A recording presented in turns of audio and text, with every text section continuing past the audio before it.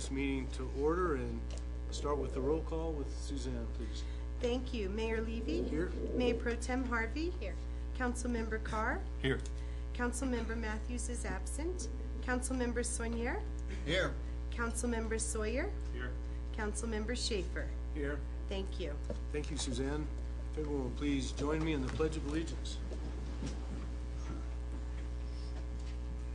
I pledge allegiance to the flag of the United States of America and to the republic for which it stands, one nation, under God, indivisible, with liberty and justice for all.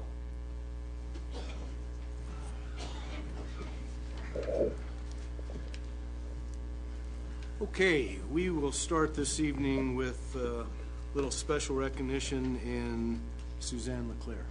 Thank you, Mayor Levy. Tomorrow, July 7th, is a very special day for the city of Woodland Park. It is the 20th anniversary of employment for our city manager, David Buttery. Did you know that? As many of you know, David served as the Public Works Director for 10 years before taking the position of City Manager, which he has been in for the past 10 years. David always makes it a point to recognize the city staff for their employment anniversary, so we all wanted to recognize him this evening for his. Please join me in congratulating David Buttery on his service of 20 years to the city and citizens of Woodland Park. Thank you.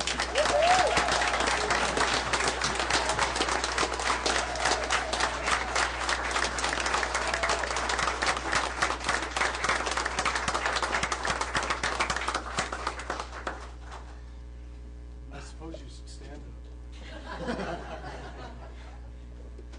You know, the best way I can describe what David does as city manager, and it's what your mom always told you, right? It's not what you do, right? But it's how you do it.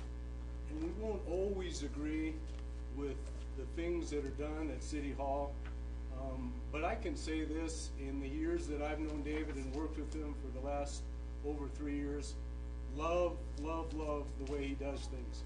Honesty, integrity, loyalty.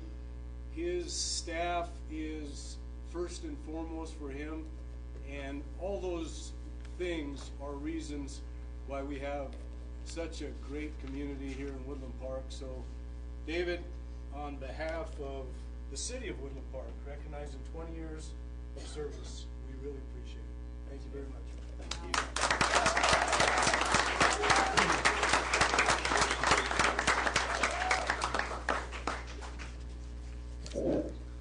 I don't know if we'll have a speech. Theodore already had a speech a little bit. Well, sure. I'm very honored and very humbled and very surprised. There was a card on my desk this evening from an employee said, "Congratulations on your 20 years." And that's what reminded me that tomorrow was that 20-year anniversary. Mayor, I don't typically do this, but I'm going to correct you on one thing.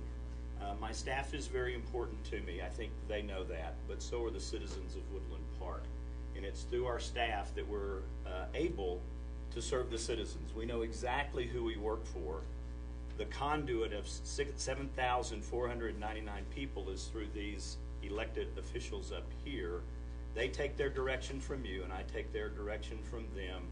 And I'm pleased to work with 83 extremely talented and dedicated people for this community. And you're right, we don't always agree on everything, but we do have a common goal, and that's for the betterment of our community. 20 years here, 21 years in the Army, and all of those years with my wife Tamara, who's in the back, with our daughter Amanda. And she started 8th grade here. When we moved here, she was in the 8th grade, and now she's the mother of 3. And they're all back there along with her husband. So it's wonderful to have had their support over the years. So again, I'm humbled. Thank you very much.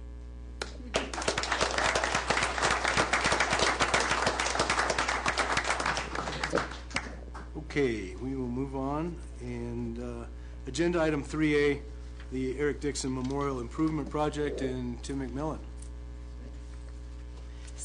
Welcome, sir. Thank you. If you'll just give us your name and address before you run start. my own show? Awesome.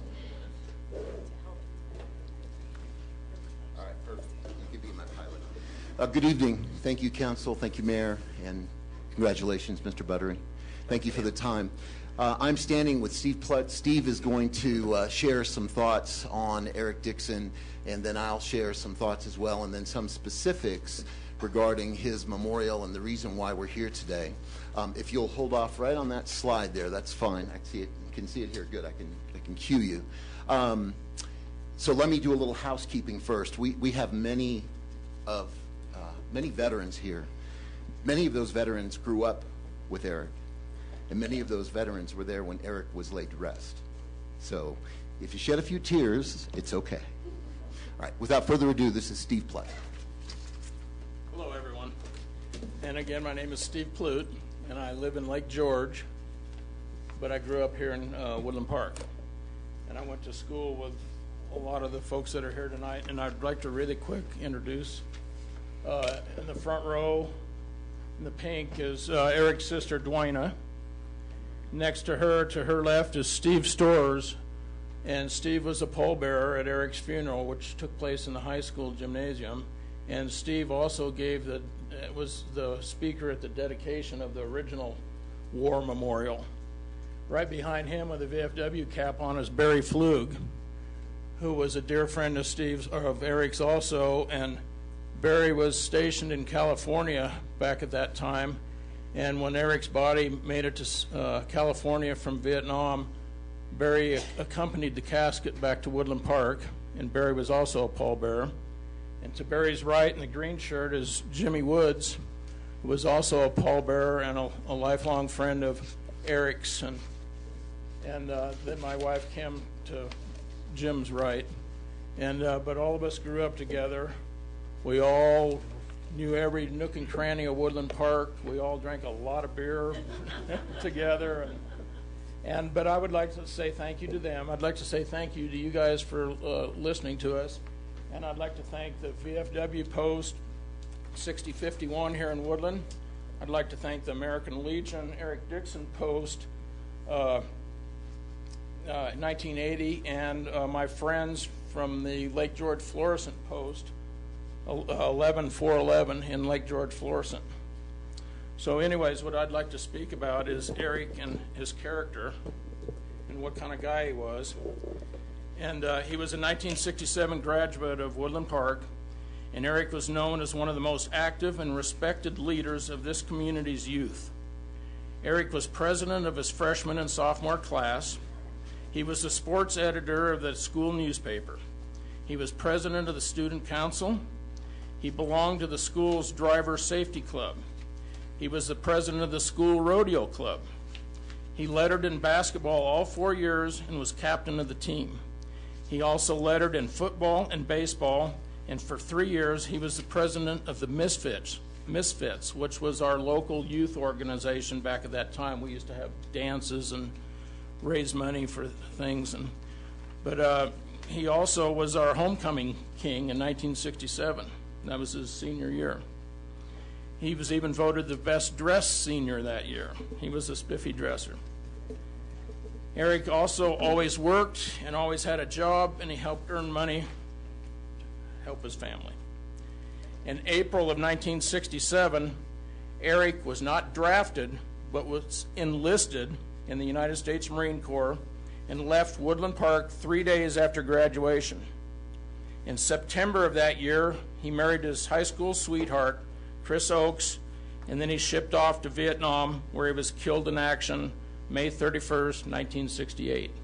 And a side note, his widow, Chris, just died recently, so it's really too bad she isn't here for all this to get to see what we're trying to do. But Eric's death impacted this entire town, and back then this town, when we lived here, was 600-700 people, and the entire town was impacted by his death. Eric was liked by everyone who came into contact with him. I was 3 years his junior, but myself and all of the kids my age all looked up to Eric as a role model. All of Eric's peers admired him. Even the adults in town had respect for Eric Dixon. He was just that kind of a person, very magnetic. His funeral service was larger than any local church could accommodate, so it was held in the gymnasium over at the new school, or over at the high school today. It's the new school to me. Woodland Park's beloved Father Kavanaugh, who was the former longtime priest at Our Lady of the Woods, he came back to town to preside over the service. Father K, as he was known, described Eric as, and this is a quote, "a valiant warrior and hero with a rare quality of leadership so unusual for his young age." He continued to say that Eric was a patriot who willingly offered himself for his country.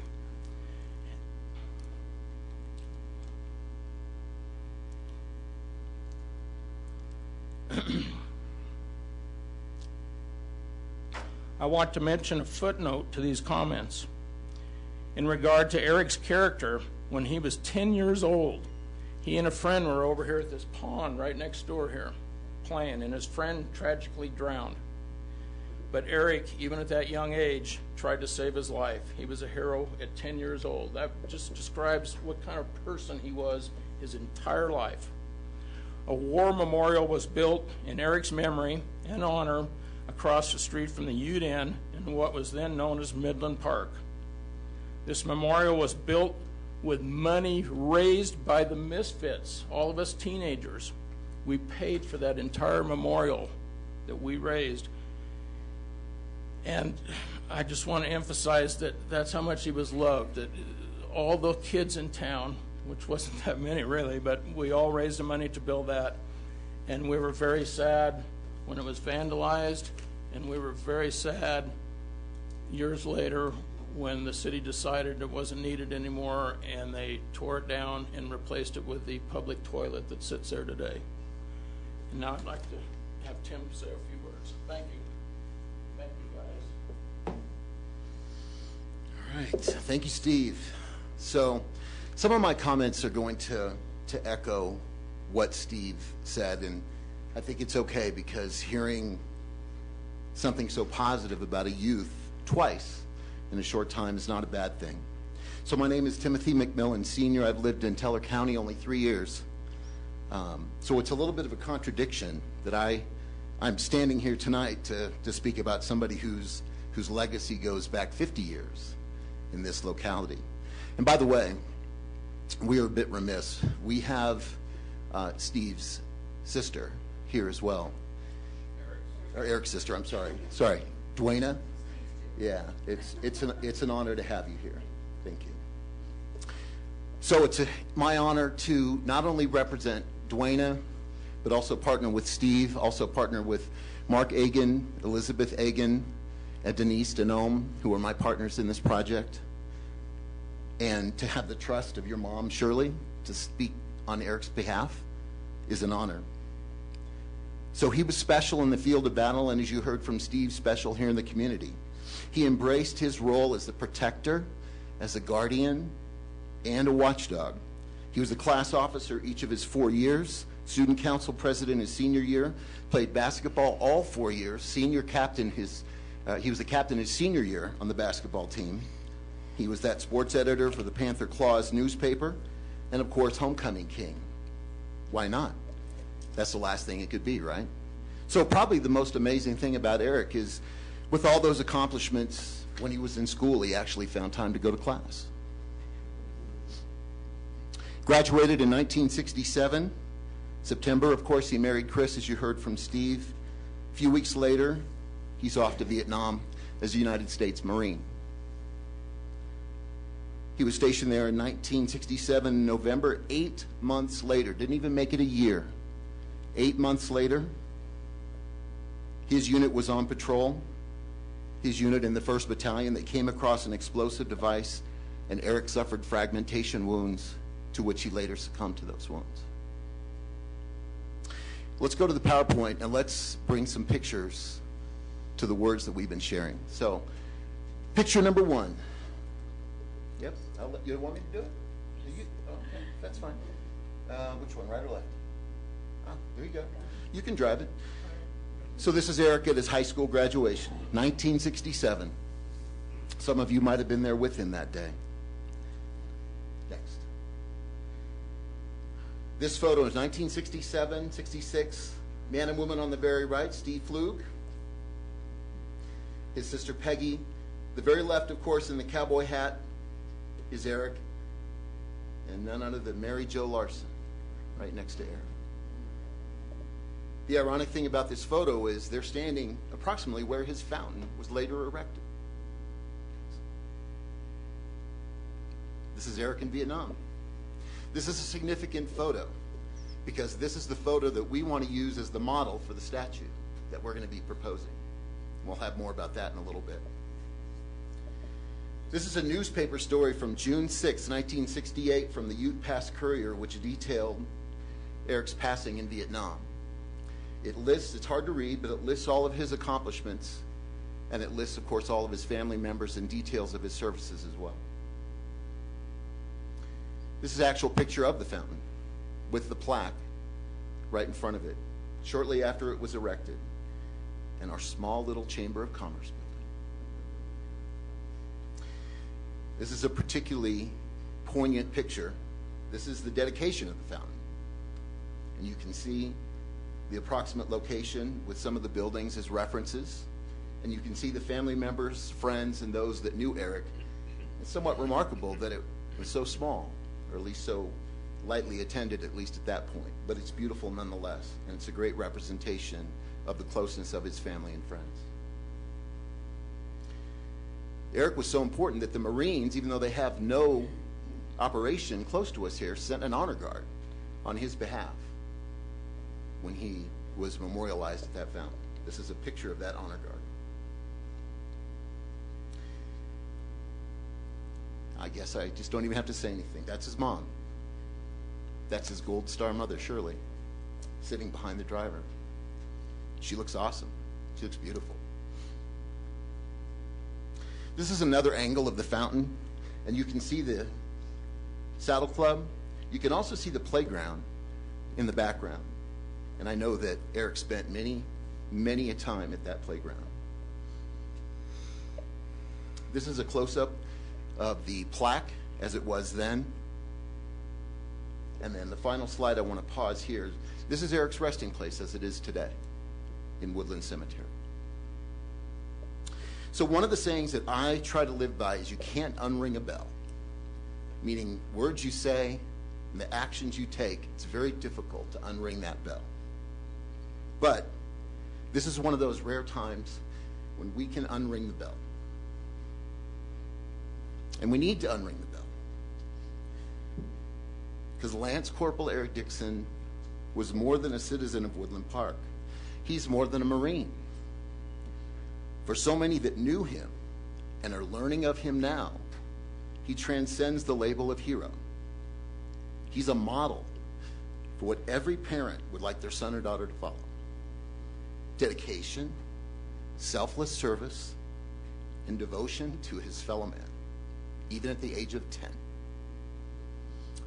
So I want to read a letter that I got. It was passed on by Steve.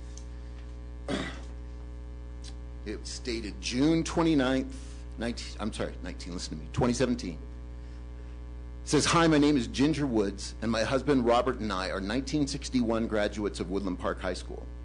My husband's family came to Woodland Park in 1930 from Oklahoma, and I moved here in 1958, so I guess we're part of the, quote, old guard. There's such a bond amongst the old-timers and perhaps people who have been in the area for the last 20 or 30 years that many may not even understand. Losing Eric Dixon in Vietnam was a terrible shock to his family, his friends, and the community as a whole. One of our own, gone too soon, we mourned together with his young wife, Chris, and his mom and dad, his brother and his sister. It was a hard time for everyone, and we never forgot. We are asking that you take into consideration the fact that the memorial fountain was vandalized and then removed, and in its place, restrooms were built. We are hoping that you replace the fountain with another memorial to Eric and any other young serviceman or servicewoman who have given their lives in service to their country, perhaps in Memorial Park." We'll talk more about that, David. That seems appropriate. I have to say that the Memorial Park is lovely, and it is. It's different, which is sometimes difficult for people our age, but yet it's still lovely. Thank you for your consideration in this matter, Robert and Ginger Woods. So let's go on to the next slide. This slide shows the vandalism that happened in 1978.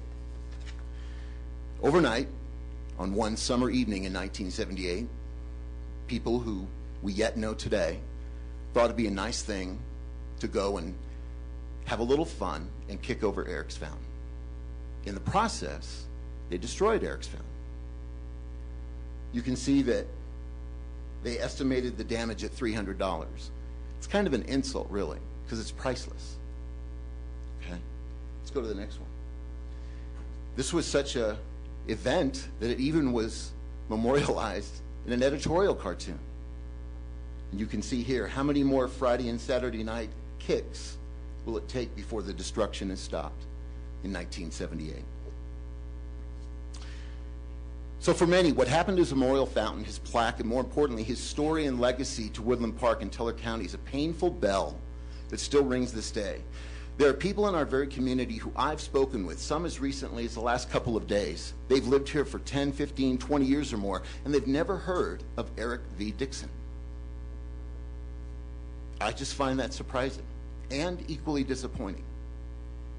Here's a young man with a remarkable list of accomplishments at our high school who went to Vietnam and 8 months into his tour of duty became the one and only casualty from that war from Teller County. We need to ensure that everyone who lives here, me, I've lived here 3 years, that everyone who lives here, they know of Lance Corporal Eric Dixon. Restoring his memorial in the right way will do just that. It'll stand as not only a tribute to him, as it should, but also to every veteran in this county, Vietnam or otherwise, and their families, many of which never returned home, but they live here now. Perhaps the most important person that we need an endorsement from is Eric's mother, Shirley. If you go to the next slide.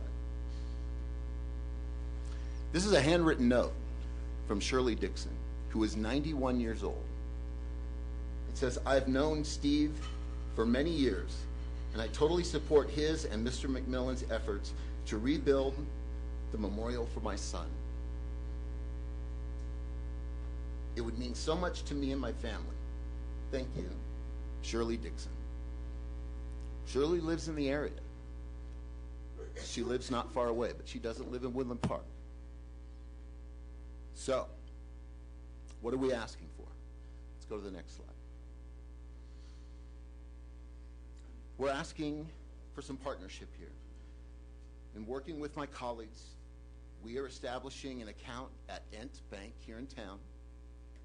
That account will be used to raise capital to purchase a bronze statue of that Vietnam photo that I showed you. I'll share more with who we'd like to work with in a moment. We want to work with the Woodland Park City leadership to move his plaque and the new bronze statue and place it on a proper stone pedestal in a more prominent location. Now, our thought was the Avenue of the Flags. However, having seen what has become a memorial park, its name, and the amount of use and enjoyment that its citizens of this community are getting from Memorial Park, it only seems fitting that we find a place in that park for Eric.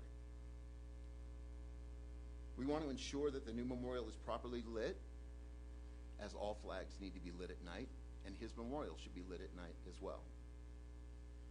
Once completed, a plan for formal dedication ceremony on March 29th of 2018. This is National Vietnam War Veterans Day. It became that just this past year. The importance of this is it is also the 50th anniversary of his death in Vietnam.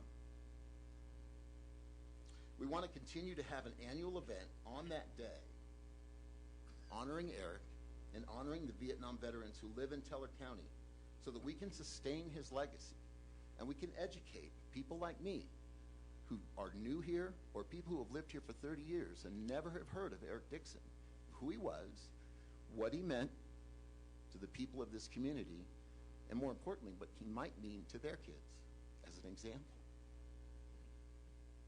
So let me share with you a little bit of what I know about the person that we're working with. And I promise I won't be as long-winded, but it's important. So we did some research, and we'd like to work with Lena Torch.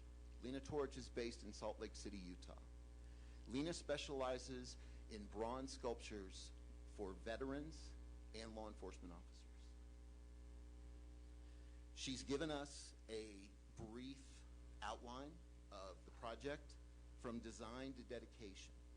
It's a long process, approximately 7 to 8 months, so our timing is good. So now we'll get to the nitty-gritty. What's the cost?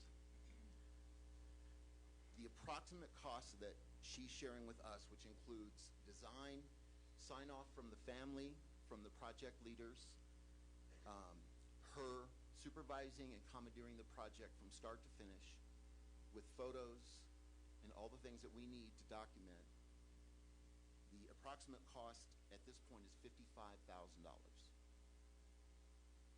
Yeah, it's a lot of money, but he's worth it. This community, bronze lasts forever. No one's going to kick over that bronze statue. Okay? It lasts forever. So, we would like the city's partnership both in project and in purse strings. I know. You guys can tackle that later. We'd like you to be part of that. But we also know the responsibility that we have as a committee to raise funds. And we'll be reaching out both to the citizens, to businesses, and to organizations. And there have to be large businesses. We'll be reaching out to hospitals, banks, car dealerships, people that have money, and people that want to back this project. And they should back this project. The good thing about Lena and her commitment to us is she's willing to take the payments in installments to get the project started so that we meet our time deadline. So we'll talk more about that as things get formalized, and if the city needs anything from me or the committee to form a subcommittee to keep this going, we're happy to do that. But as of this point, we are ready tomorrow to go establish the account at Ent Bank, and once that's done, we will begin to go public, and we will start reaching out both to private citizens and to businesses and organizations to support this and raise money for Eric's memorial. And I'll answer any questions you might have. Councilman? No questions, but Tim, it's nice to meet you in person. Tim has provided counsel to me for the last year. It's been most helpful and constructive that I've received, so thank you. It was free, too. It was free, mostly. Several of us on this dais are veterans. My husband is a retired Marine. In fact, he's a Vietnam era Marine as well. In fact, all of my ex-husbands were Vietnam era Marines. Just to let you know. Little TMI there. But, We don't need to know. knowing who Eric was is important, but I think that this type of memorial would represent all of our veterans, and I'm certainly in support of it. I don't know how we will arrange that, but I definitely support it. Thank you. So in my company, we say when you're going to learn something or do something new, you start with the whys. This is the why. Why are we doing this? Okay?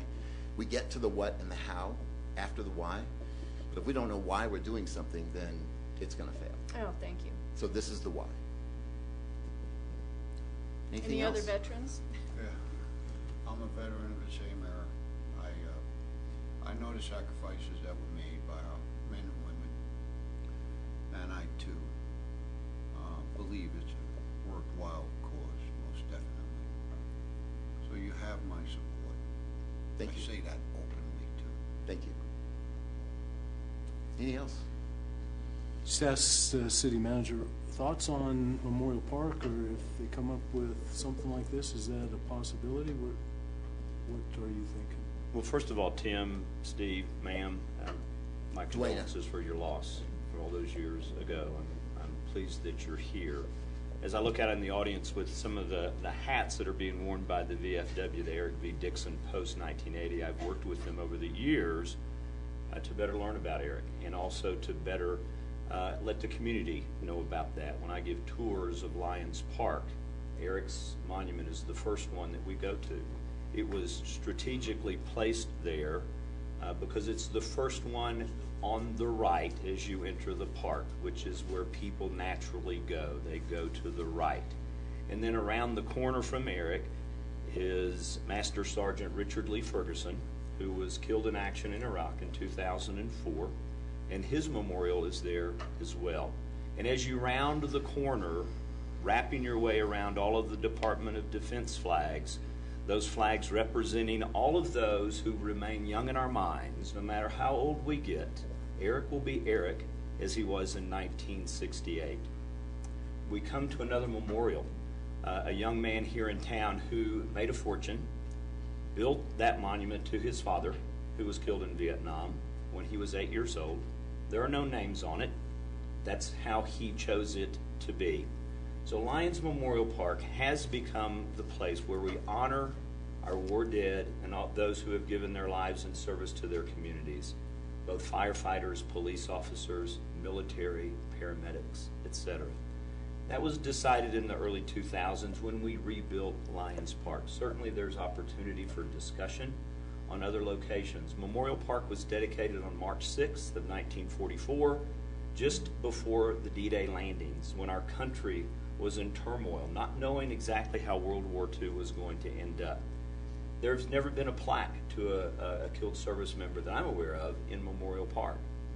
So we decided that it should be in Lions Park, a place that was a bit more contemplative, a bit quieter, a place that represented our Department of Defense flags. Certainly there's opportunity for discussion on where it should go.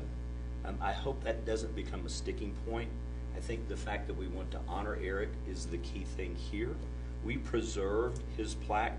I was not here certainly when the decision was made to build that rest area in that location, nor was I here. I was not aware that there was a fountain there, and I thought I knew a lot about what went on in this town.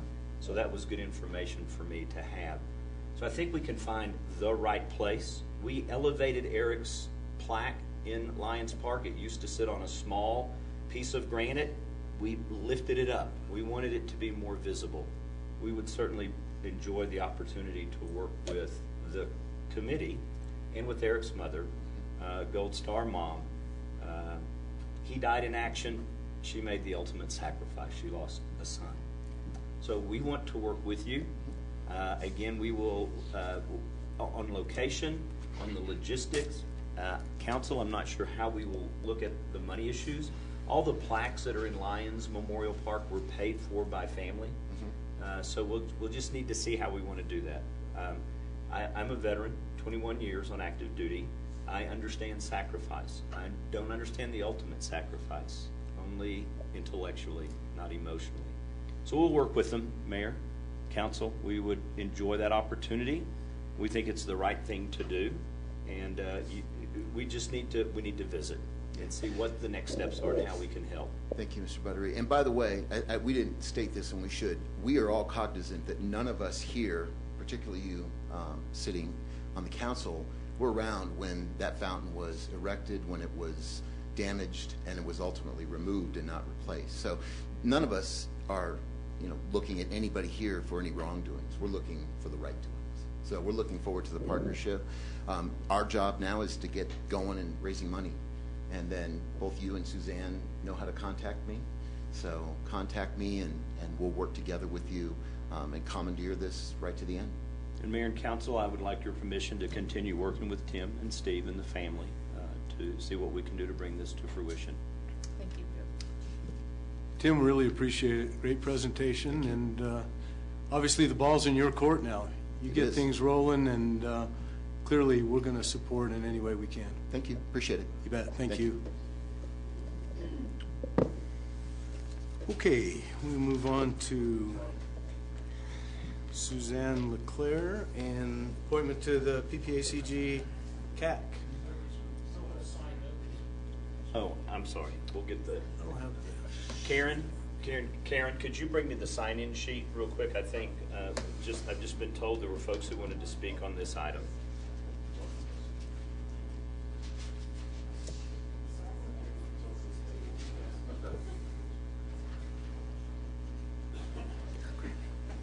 Now, Karen comes up, just so everybody understands, we want to be respectful of everybody's time. We'd be glad to hear whatever you'd like to say about Mr. Dixon, hopefully it's not a repeat of the things that have already been said. And so that's kind of where we draw the line. But more than welcome, we're thrilled that there's 4 of you here signed up, and certainly if there's anybody else afterwards, we'd love to hear from you. So I'm going to start with my friend Barry Flug.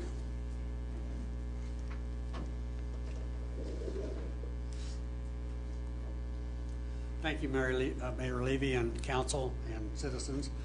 I don't have a lot to add to what. Excuse me, Barry, I'm sorry. If you'll just state your name and your address to Barry start. Flug, Centennial, Colorado. Thank you. Thank you. Like I say, there's not a lot I can add. I escorted Eric's body home to his family and friends. That was an honor of my life, and also probably the saddest time of my life. And Eric was a super person, and I think it's not only a tribute to the veterans here, but also to the citizens that we respect and memorize or memorialize our veterans. So thank you. Thank you, Barry. Okay, Steve, do you have, come on up, Steve. I'm fine, Neil. Thanks, we'll save the time. Thank you, sir. I don't mean to save the time. If someone has something great to say, we want to hear it. Jim Woods? Well, Neil, If you'll come up here, I'm sorry, sir. We just want to make sure everybody watching on TV can see your smiling face. my name is Jim Woods. I was born here in Woodland Park in 1948. My folks moved here in 1930. So the Woods family was pretty well known in Woodland Park in them days. But what I'd like to say is I drove truck for 47 years around this country. I see a lot of signs, memorial highways dedicated to the vets and everything. I think we should be able to dedicate a memorial to Eric. And Tim pretty well took care of everything from that letter from my brother and my sister-in-law, which I didn't know they wrote. So in a way, I'd like to end up with closing with that. And I'd like to thank all the vets for their service. Thank you. Thank you very, very much. We will echo that last statement for sure. Okay, and then Miss Dixon? I'm sorry, is it Dwayna? Dwayna. Welcome. Thank you for being here. I'm Dwayna Weber now, Eric's sister. I live in Canyon City, and my mom lives there also. And one thing I'll say is you might have to work with me, because my mom's 91 and she's kind of, you know, she knows this is happening, but she's not really with it enough to make decisions and stuff like that. But I just want to thank everybody. It has touched my heart so deeply that everybody's doing this. And it's really hard that Chris, his wife, and his best friend Boo aren't here. So we just lost Chris, and it's just emotional. So I'm just so thankful to everybody. I was only 10 years old when he was killed. So I don't remember a lot of this stuff that they're bringing up, which I'm glad they are. But anyway, I appreciate that you guys are supporting this, because he was my hero for sure. Great. Thank you. Thank you very much. Okay, that's all I have signed up. Would anybody else like to speak before we move forward?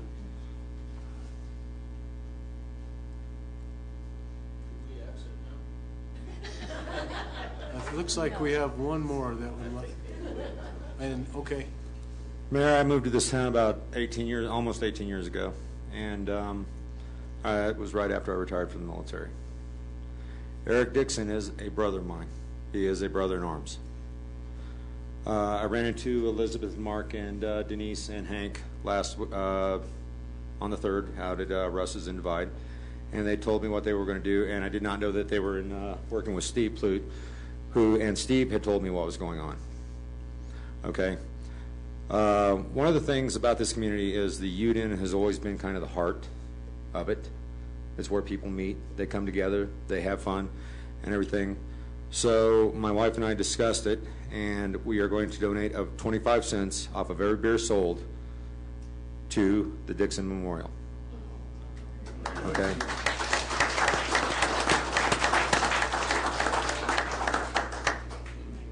I wish it was coming out of my pocket, but it's coming out of the business, okay? That's just the way it works. Well, I guess it is my pocket at the end of the day. The bottom line is, I would really like to see this, but I have one question. What does Memorial Park memorialize right now? It's a good question, Murph. Thanks for being here. Thanks for the quarter donation. I think the group will appreciate that. Memorial Park now is intended to honor folks who want to be honored by loved ones. It can be in memory of a family member. It can be in memory of a group of folks. The American Legion and VFW have a bench there that honors veterans. Many of the plaques that are in the park honor veterans, but it can also honor family members. It can honor organizations. I wasn't here in 1944. I don't know what the intent was. What I can tell you is, as long as I've been here, I've never known of a memorial in the park for an individual that was killed in action or in service to their country. Okay. And we switched that to Lions Memorial Park, but that's the transformation that occurred. Okay. Well, I'm letting you all know that my wife and I and our staff are going through our efforts behind this, and we are, as I said, going to donate the money. And also there is a Teller County resident who does bronzes. He lives up in Monument Valley, and I will be talking to him about what we can do. He is an excellent bronze artist. As you know, if you've seen the wolf at the stoplight and the M14 memorial that you talked about, he is the man who did those. And there's another sculptor in town who did Fergie's, yes, who lives here in Woodland Park. Cool. So maybe we can get them to work together or something. That we should talk to. Thanks, Elijah. Thank you. Thank you very much. Thank you. Okay. Dan Williams.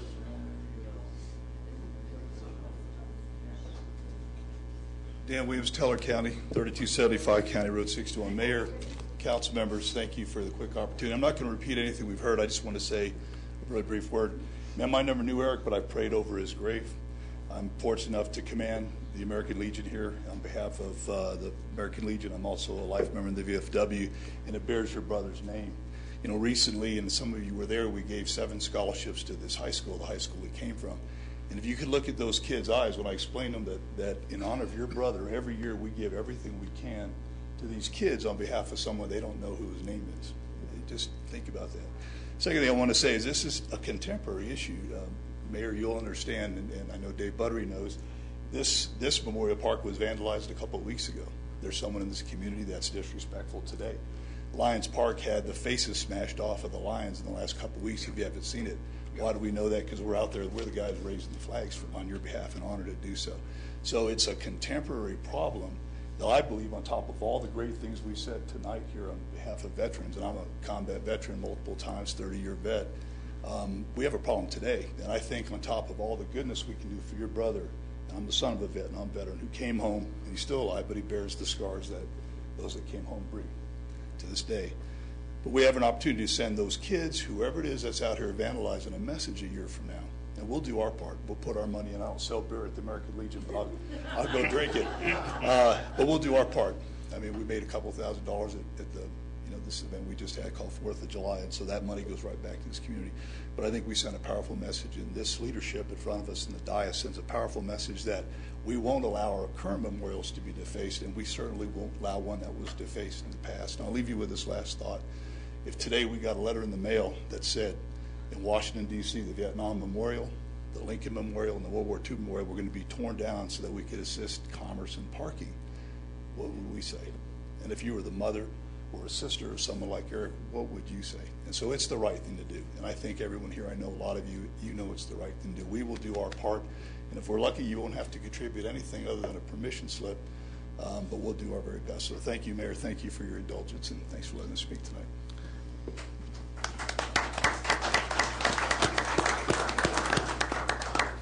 Well, and we thank you all. The support's amazing. VFW, American Legion, all the friends and family of Mr. Dixon.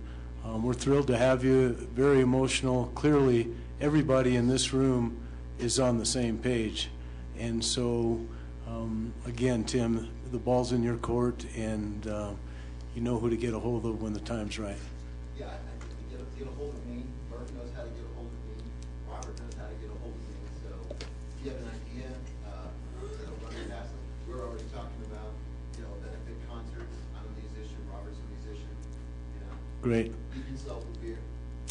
Well, Tim, thanks very much. Appreciate it. Okay, we will now move on. Item number, somebody said, can we go now? If you want to do that, we'll give you a minute to exit. Thanks very much. Thank you very much. Thank you. Thank you, guys.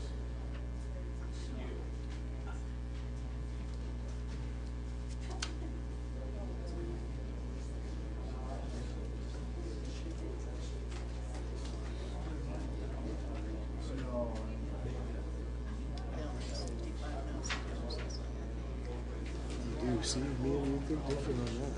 I don't even know that. They went to one person. Obviously, check a few people. Yeah, absolutely. Morning, I'm good. Okay. Suzanne, we'll move on to you in the appointment of the CAC. Thank you, Mayor Levy. This evening, we have an appointment to the Pikes Peak Area Council of Governments, which is known as PPACG to everyone at the dais, and the Community Advisory Committee, which we call CAC. The CAC serves as a formal mechanism for the active participation of citizens in planning, promotion, and evaluation of activities of the PPACG. The CAC is a non-technical body comprised of volunteers who offer a citizen's perspective on issues such as transportation, the environment, economic development, military growth planning in the Pikes Peak region. The CAC also ensures the responsiveness and accountability of government and helps create better plans and activities and generates support for regional cooperation. Howard Ray Burgess, council may remember, has resigned. He was sworn in and he's resigned from the PPACG. He is moving to New Mexico. And so pursuant to council's policy, we have advertised the position, Facebook, all the mechanisms that are required. And the term for this position expires January of 2020. It's been advertised for a few months now, and we just received an application on June 12th from Mr. John DeVoe, who would like to be appointed to this position. Council has a copy of his application. Mr. DeVoe is in the audience with us this evening to answer any questions, and if council shall desire, I can administer the oath of office to him this evening. Any questions for Mr. DeVoe? First, I'll just say, John, you know what? You're just one of those guys that just always contributing back to the community, and we just can't thank you enough. Absolutely. Come on up and state your case. I know I sit on that PPACG board as mayor of Woodland Park, and it's a great organization, great metropolitan planning group, and I can tell you for sure that the Citizens Advisory Committee is heard and very well respected and brings a lot of great things to the board, and so it's a great position. John DeVoe, 940 East Kelley's Road. 1964 to 1970, Combat Engineer and Signal Battalion, U.S. Army. And I will donate, Lois and I will donate $500 towards that fund.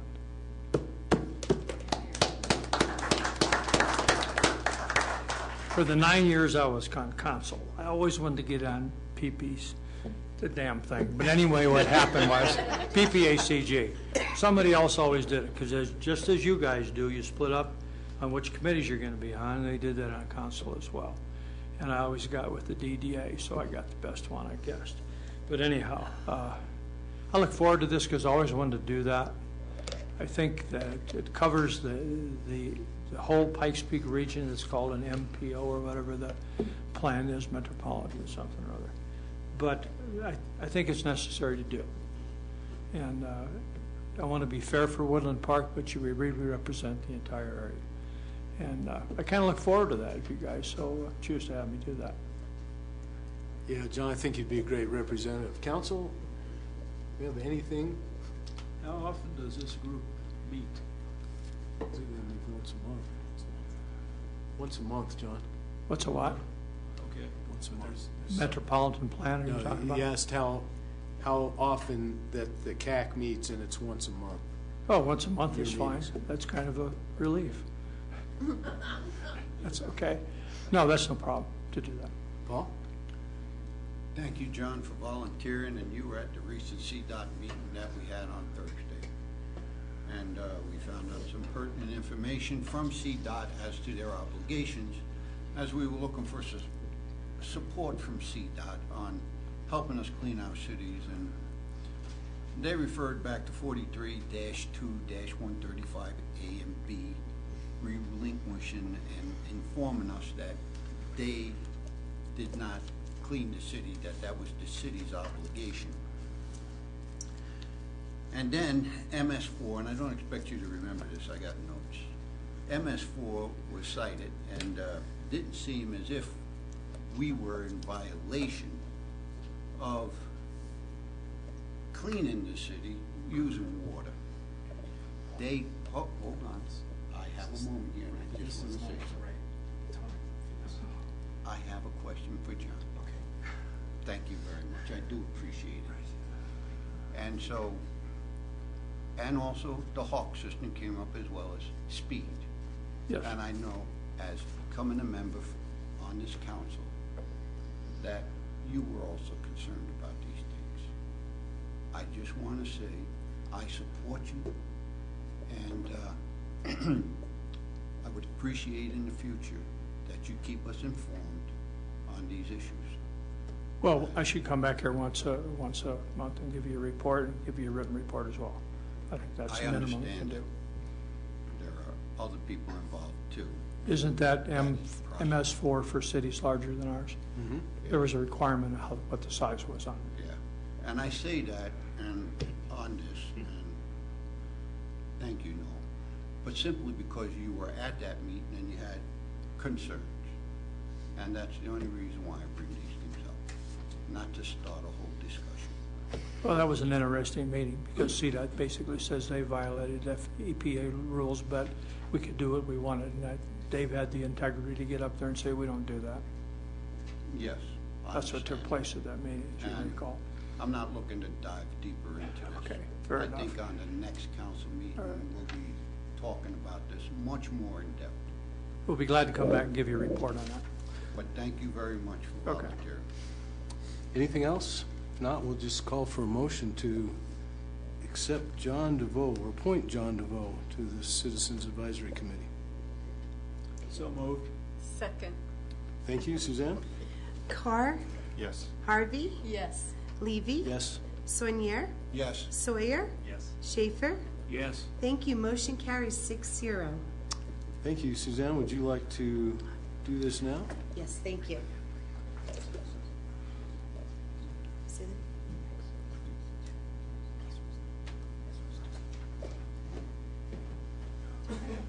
I'll have you come out here.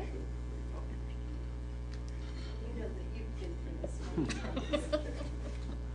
And I'll have you raise your right hand and state your name. I do solemnly swear, repeat after me, do solemnly swear that I will support the Constitution of the United States and the state of Colorado, the charter and ordinances of the city of Woodland Park, and that I will faithfully perform the duties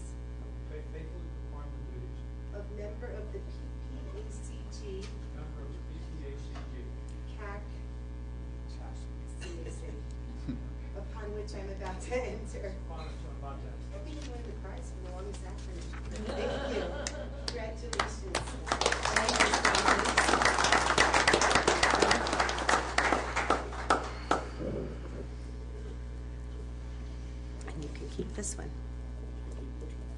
next one. Thank you, sir. John, as always, thank you very, very much. Okay, we're going to move on to agenda item 3C, and the presentation of the comprehensive annual financial report, and Mike Farina, welcome.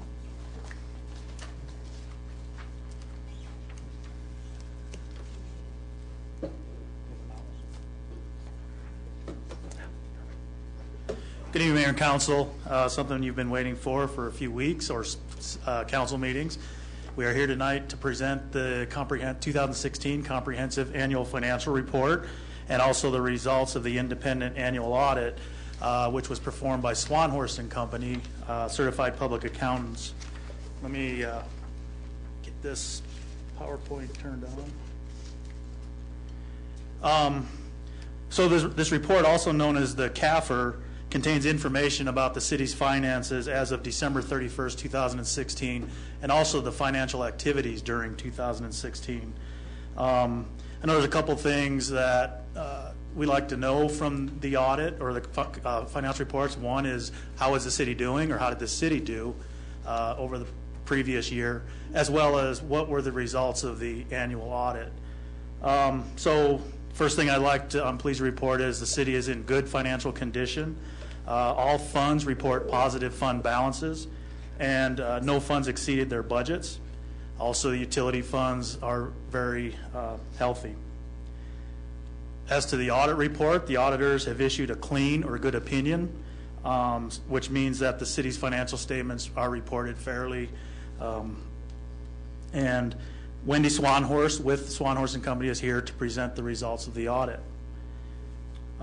One thing that I'd like to highlight, and particularly because of last year's audit and what was presented last year, as well as the lengthy budget discussions we had for 2017 regarding the general fund unassigned fund balance. That's really what I'm going to focus on tonight in the presentation. There's a lot of financial information in this report. As you go through it, as you read through it, I'm always free to answer any questions of anybody that would contact me regarding this financial report. Mike, before you continue, if you would click on the icon that is the larger screen. There you go. Thank you. Now it's easier to read. So, like I said, I'm just going to focus on the general fund, and particularly the ending fund balance.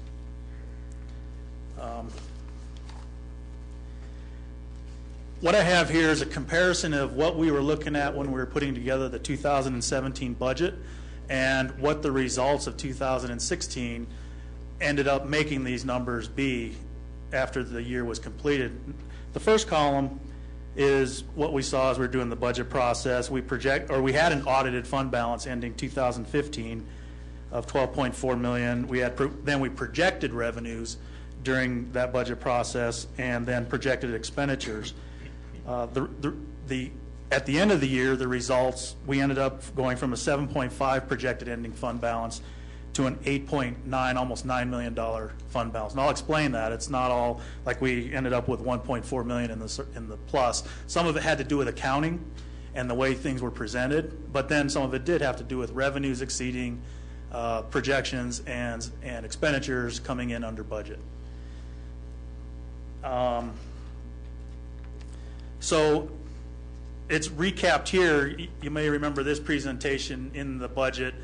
That first column is the projected 2017 annual budget with the 7.5 million projected ending fund balance, the net revenue over expenditures leaving a fund balance of 702,000. And if you remember that, you can see that last number, second to last number, the number right above the total, that $250,000 unassigned fund balance is what we had in the projected budget. With the results of 2016, that number is actually 590,000. So, and again, this is 2017's projected ending fund balance. So we projected it when we were doing the budget to 250. Now that we have 2016 results, instead of projected numbers, we have actuals. That number would be 590,000. Some of the differences, that was what we had in the budget. The first one column is 2017 budget. One is actuals with 2016 completed. Here's the accounting part that I said that we didn't actually increase 1.4 million because we had a budget, did that well. It was just an accounting difference from when we budgeted versus through the audit.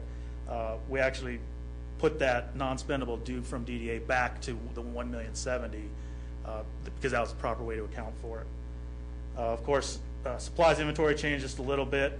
The restricted for emergencies Tabor, that number increased because of the new city sales tax. It is a city tax and therefore is subject to Tabor and the emergency reserve requirement coming out of Tabor. So this is only half a year, so I expect it to go up again next year, the emergency reserve. But that's why that increased. The last part, again, is the unassigned number for budgeted 2017 of $590,000, and that's the increase is $339,857, which primarily comes from, again, revenues exceeding expectations and expenditures coming in under budget. That number equates to 7.4% of expenditures, and but I just want to say about that number, that also includes monies that will need to be transferred, supplemental appropriation to complete the projects, the Memorial Park and the Aquatic Center. So that number includes money that is going to be transferred, supplementally appropriated here probably in a few council meetings to finish the projects. And because those are some of the expenditures that came in under projections. So, but obviously we didn't save that money yet. It's money that is going to be spent this year instead of last year. So with that, that's, I mean, that's still good news. It's an increase in the unassigned fund balance from what we were projecting. But there are some things, I should caveat that by saying, it's all, well, we've got this extra money now because we've got some unknown things in 2017, like that, well, not unknown, that Gallagher amendment, that is going to decrease our property tax revenue in 2018. There's also the 911 funding that we expected in 2017, $170,000 that we're not getting. It's unknown what we're going to get in 2018 at this time. So it's not, we got money now that we can spend. I just want to throw that cautionary bit of information out there. Question, Mike. What would you expect the Gallagher amendment impact to be?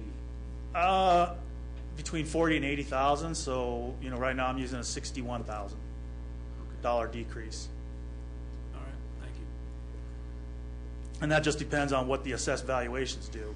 I mean, we know what the percentage is. It's 7.2% instead of 7.96, but we don't know what the assessed valuation is going to do. Projecting 3% increase, I'm figuring right around 40,000, but depending on where that number is, it's anywhere between 40 and 80. So that's the financial highlight that I'd like to point out in the CAFR. The other thing is included in the report is the Government Finance Officers Association Certificate of Achievement for Excellence in Financial Reporting for our 2015 CAFR. It is the 23rd consecutive year the city has received that, and also we believe that this report will receive that same award for the 24th consecutive year. One of the requirements that GFOA has to receive the award is that the report must be easily readable and efficiently organized and satisfy all GAAP and applicable legal requirements. In the report, there's a bunch more financial highlights. Following the auditor's report, there's the management's discussion analysis that kind of goes through and explains some of what you find in the actual financial statements. And again, of course, I'd welcome anybody to contact me if there's any questions about the report. And with that, I will turn it over to Wendy Swanhorse from Swanhorse and Company to present the audit.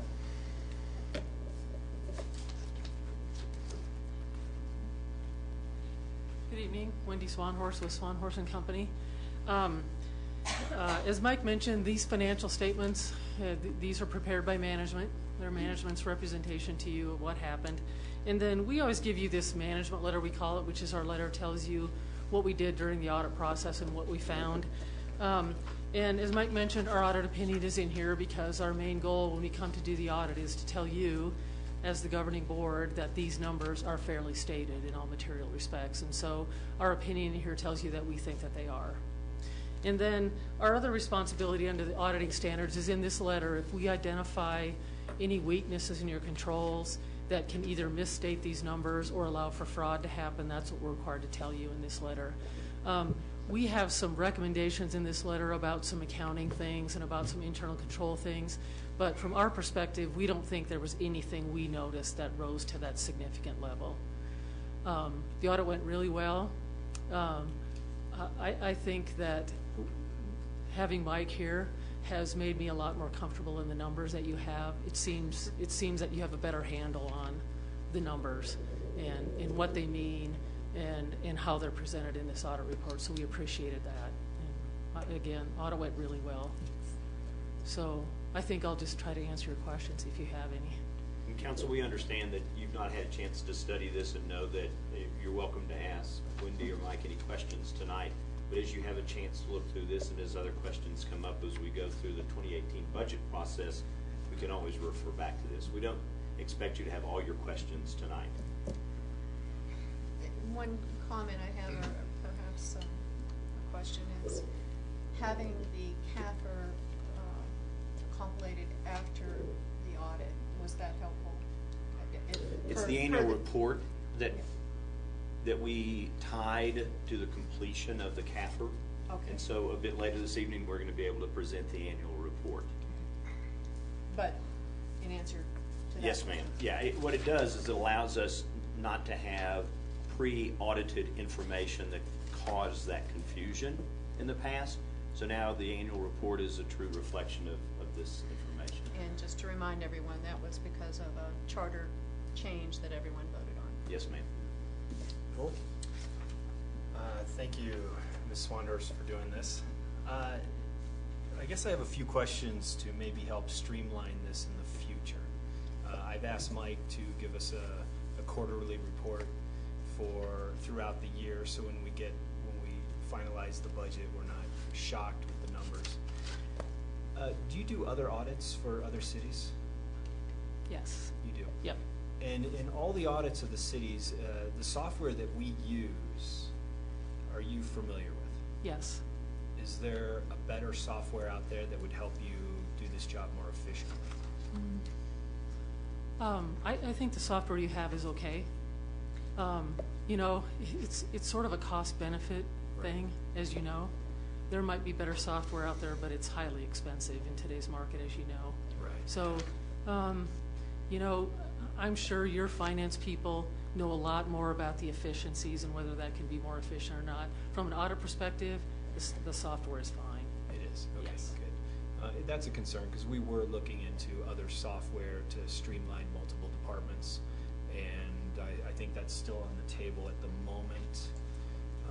But I'm just glad to know that you're familiar with the software that helps us know that you're not fumbling around and looking at a number here and a number there and going, okay, I don't know how to match these numbers. So I appreciate that. So thank you. Yep, thanks. Anybody else, Val? Yeah. You just mentioned briefly that there was some, nothing spectacular or anything, but you had some issues that you thought might improve things. Could you just briefly bullet point those, if you would? Sure. Thank you. These are sort of accounting things, so sorry if I use the accounting language, but it's okay for me. Yeah. One of the things is that you've had some debt service funds in the past, and they served you very well because you would take revenue sources from different funds and move them in there and pay your debt. Well, now most of your new debt is being paid just with the general fund, so we've recommended to streamline the accounting process to get rid of some of those funds that you don't need. We've also made a recommendation. I know Mike started a little bit on your capital assets, just sort of because during the year he identified a couple things that he didn't think they were obsolete or not being used anymore. And so we've recommended that you take a look at those capital assets just to make sure that you don't have things on there that you're not using anymore, and also that you have everything that you own is on that list, and so some capital asset things like that. Those were our two main things. We almost always put in your management letter, because you're a small entity and you can't always have segregation of duties over every process, that you just make sure that you have some after-the-fact reviews. So if there are big errors or any kind of fraud, that you have the appropriate controls in place to catch those. Those are the most significant things in the letter. Do you do similar audits then for other municipalities? Yes. Okay.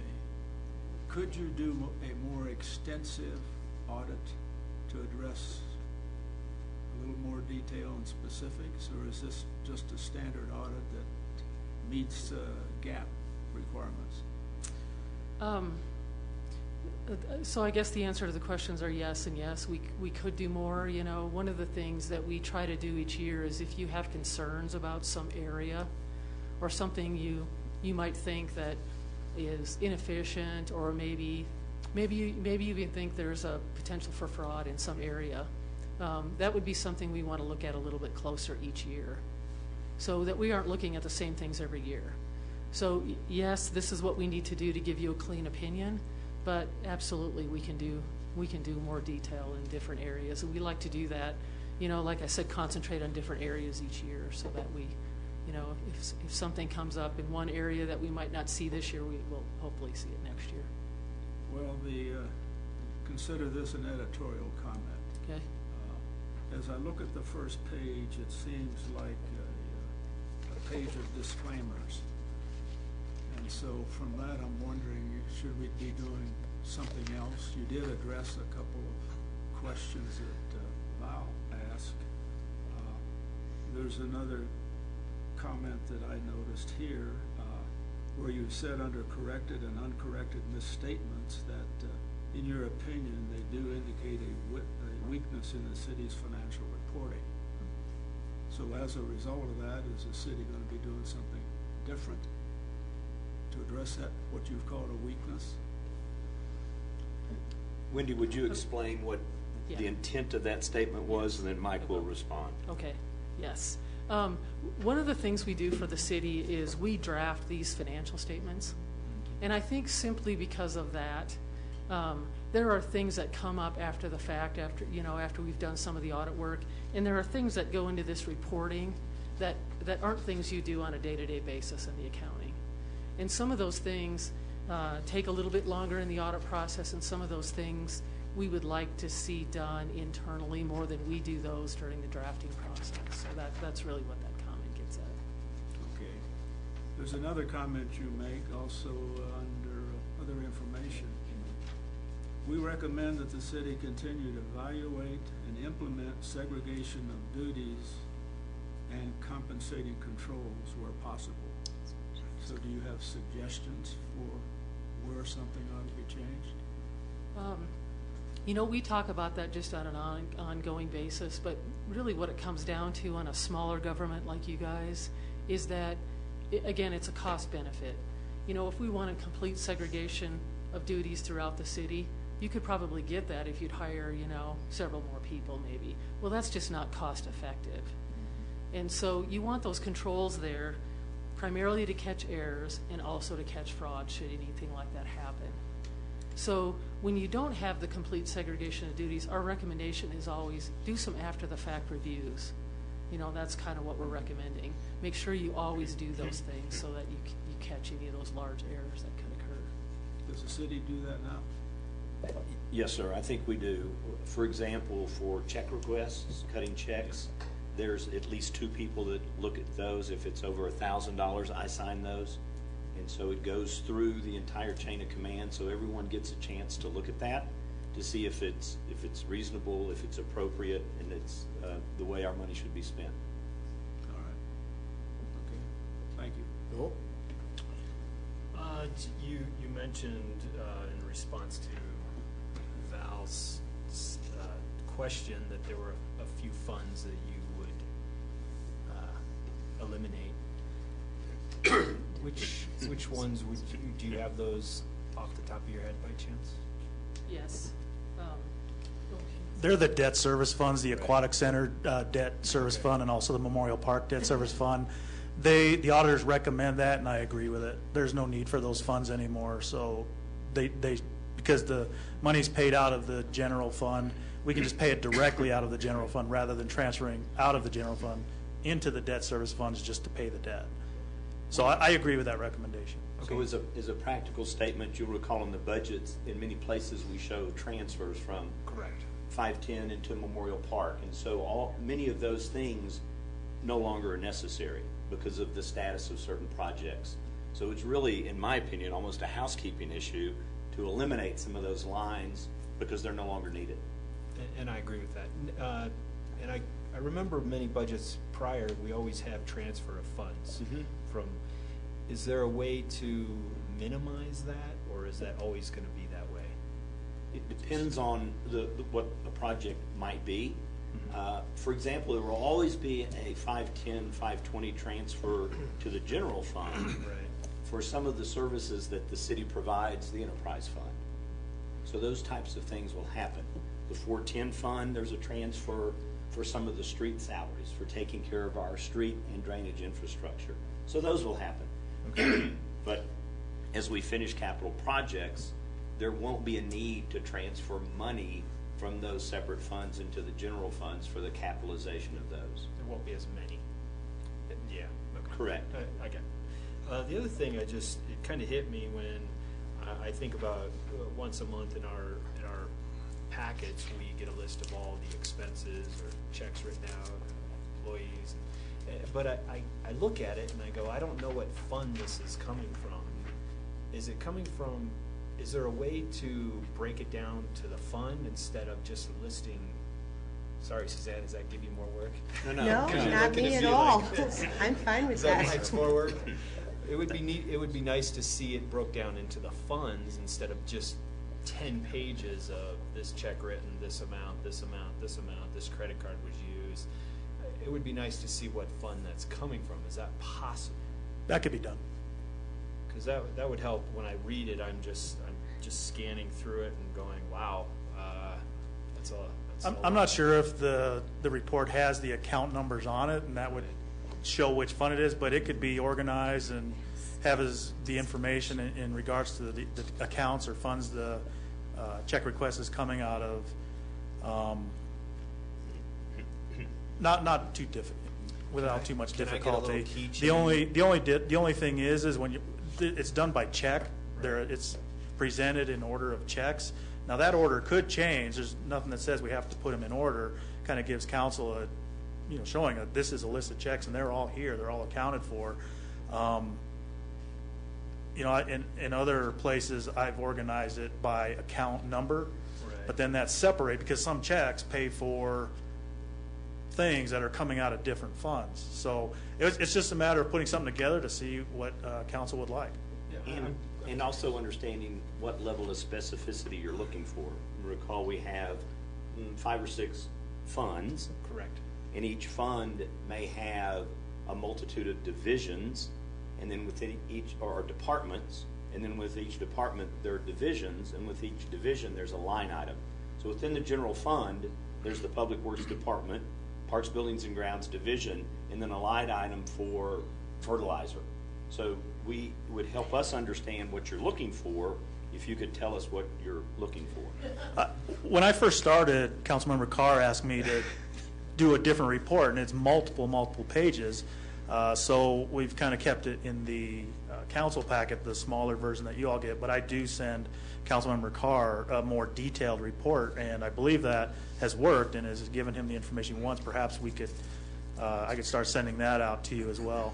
Yeah, let's start there because David's correct, is that I just want to break it down to the funds, not the departments within the funds.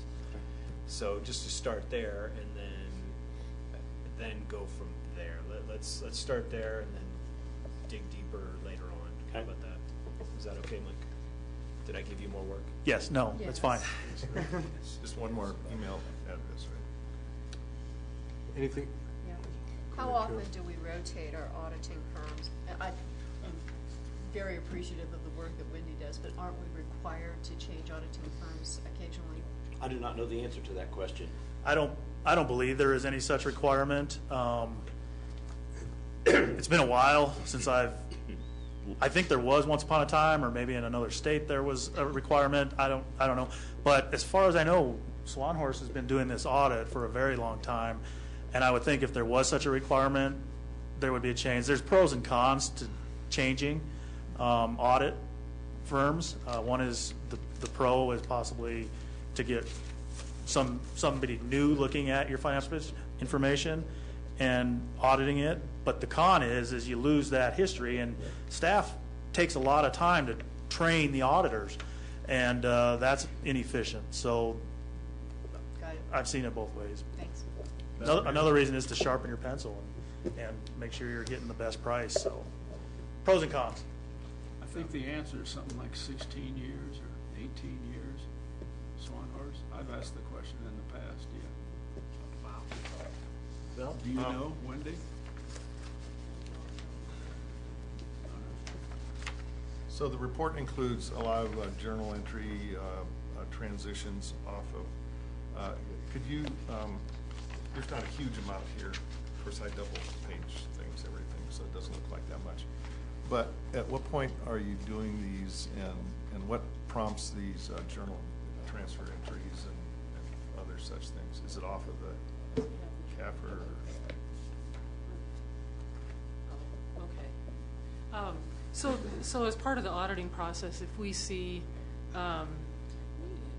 maybe we find where we think there was an error in the financial statements, then we propose these adjustments to the city, Mike, and then upon his approval, he will post these to your accounting records. So you'll notice that several of these are reclassification, just to get the reporting correct. We talked about that reporting issue a little bit. Some of them were adjustments that Mike did just after we did the audit process. So there were a few adjustments we did. That DDA loan, you talked about that. We did an adjustment for that because we didn't think that dollar amount was quite right. But again, none of these, I think, rise to that level where we think it's really significant. Yeah, it's a curiosity point. Yeah. So are they in the CAFR or not yet? Yes, they're all in the CAFR. They're all in the CAFR. Okay, that's all. Thank you. Council, anything else? Ms. Swanhurst, we thank you very much. Thank you. Great job. It's good news for us. And the thing that you said that resonates with me, and tell me if I'm wrong, you're thrilled, I don't know if that's the right word, but with our finance director now and his abilities, and we're really heading in the right direction. Would you agree with that? Yes, absolutely. That's good for all of us to hear, so thanks. And Mike, great job. We love having you here. You answer all our questions all the time, and I don't know that we could ask any more of you. I know we do, but you've always come through with flying colors, and I know the council, especially those that are specifically interested in budgets, are very appreciative, so thank you very, very much. Thank you. Doing a great job. Okay. With that, we'll move on to agenda number 4. Any additions, deletions, or corrections? I have none. Move on to the consent calendar, and Suzanne. Thank you, Mayor Levy. This evening, we have one item on the consent agenda, and that is the minutes from the June 15th, 2017 regular council meeting. Questions, council? And if not, we'll just call for a motion to approve the consent calendar. Motion to approve consent calendar. Second. Thank you, Suzanne. Harvey? Yes. Levy? Yes. Soinier? Yes. Sawyer? Yes. Schaefer? Yes. Carr? Yes. Thank you. Motion carries unanimously. Thank you, Suzanne. Okay, unfinished business tonight. We're going to continue our discussion of contributing funds for downtown cleaning, and I know that Tanner Coy and David and Tony Perry had a meeting today, so maybe we'll get a little synopsis of that and then call Tanner up and have a little further discussion, or how should we proceed, Mr. Buttery? First, I'd like to give a quick update on our meeting with CDOT, because we promised to bring some information back to you after that meeting. It was one of 6 or 7 items on the agenda, but it was the part of the meeting that dominated the majority of the 2 hours. CDOT is not desirous of assisting the city with any cleanup along the highway. They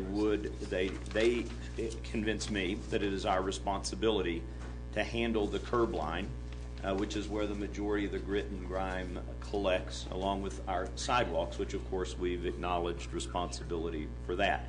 What they've agreed to do is to help us with traffic control, should we have a concerted effort for cleanup. I think there was a misunderstanding about CDOT's approach to following the EPA stormwater and Colorado Department of Public Health requirements. Our issue with this whole process of power washing is one of a point source of water contamination entering the waterways of America. CDOT does not deal with that. If they do any sweeping, if they do anything, it's dry material. So they had a very, in my opinion, cavalier attitude towards MS4 and NPDES and Phase 2 of stormwater rules. So much to the point where I think a lot of people walked away and said CDOT's ignoring the rules. Well, the rules don't apply to what CDOT is doing. They do apply to us.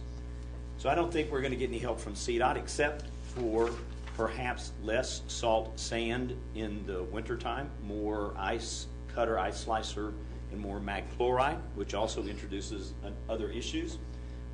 We'll also, the city made a commitment to do more maintenance sweeping of Highway 24 during the wintertime. There are many times that we have weeks of cold weather with no snow after snowstorms, so we can do a better job of keeping the highway cleaner during the winter months. The discussion that Mr. Coy and Mr. Perry and I had were discussing ways forward. We're still in the brainstorming, I would say. We each agree that there's responsibility enough across the entire spectrum of public-private sector to work together, and we will continue to do that. I'll let Tanner add more to that discussion. I think we're pointed in the right direction. I'm still willing, if council is, to assist in the continuation of power washing this year, if that's something the council wants to authorize. I've never objected to that. It's just the source of the funding. Tanner? Welcome. Thank you very much. Tanner Coy, 240 East Highway 24. First, just not a veteran and didn't know Eric Dixon, but I thought that was rather inspiring, and I wish I could do more, but I'd like to contribute $250 into that fund to start, and maybe if I were selling guns in Teller County like John does, I'd give a little more. But anyway, I just thought that was special, and I want to participate in that. So anyway, thanks for your support of that as well. Next, as someone who values the dollar and knows how hard it is to not only earn one, but make them in downtown Woodland Park, and to the business owners still in the room, I know you know the difference. I just want to say thank you very much to Mike Farina for watching out for our public dollars and doing such a great job. To hear an auditor of such experience say that her confidence level is rising, and to attribute that to you makes a guy like me feel very good. So I'm very grateful. Thank you. My request is still out there, and at this point, having learned all that I've learned along the way, that we've learned as a team about the challenge we face in cleaning downtown, I think what I'd like to do first is say that I enjoyed our meeting very much this morning, and thank you, David, for that. I know it was a lot more time than I told you it would be, and I'm grateful for it. I think we made a lot of progress. So in moving forward, I think we'll have a pretty solid team in place to tackle the challenge and expect progress soon. I'd like to restate the request and just ask that it be for your continued support and understanding when it comes to our central business district, and that you do consider whatever support is asked when we have a solution in place that we've all agreed to and can bring back to you at a later date. That'd be great. Do you and David or others have any plans for future meetings, or that's the next step? Yes? Oh, absolutely, there will be other meetings. Tony Perry challenged Tanner, mostly challenged you, and to work with him to perhaps pull together a team to take this to the next step. And for looking more to the future than to the past, there's some low-hanging fruit that we can accomplish this summer still, but certainly to look to the future, and I've committed to working with that group as the lead person from the city. What is Tony's role now? I know he does a lot of things. I know he's from Park State Bank, but what is his role in this discussion? An enabler, a facilitator, a community partner who works with many of the businesses in that downtown corridor. He may hold the note. He holds the notes on lots of those properties. Plus, he believes in this community. Another question I have, when you talk about that downtown corridor, in our discussions of cleaning, do we not consider other businesses within the city limits? The short answer is no. The longer answer is right now the focus is primarily a 4 to 5 block area in the downtown area. I've instructed our street sweepers to begin, our street sweeper, to move that out to what we have as the urban design, which is where the decorative lamps are. If you think of that area from McDonald's all the way past Park State Bank, it's that corridor that we are focusing on. And some of the solutions that I know Tanner is exploring, though, if for instance, we were to purchase a piece of equipment that would do pressure washing in accordance with whatever the EPA is throwing at us today, would it be available to other businesses outside of that district? Have you just put that in there for consideration as well? Shaking head, yes. That, in my opinion, that's the goal, is to empower both public and private property cleaning. Val? No? Go ahead. So the difference between the few blocks downtown and the other businesses is the other businesses have grass around them. And so that's really where the downtown is the key, because when you wash the buildings downtown, it goes onto a public sidewalk and then into the street. If you wash other buildings, it just goes into the grass. So that's really the concern there. That's why the focus is just downtown. Val? Thank you, Mr. Mayor. I've learned since our our meeting, I guess it was Thursday, Yep.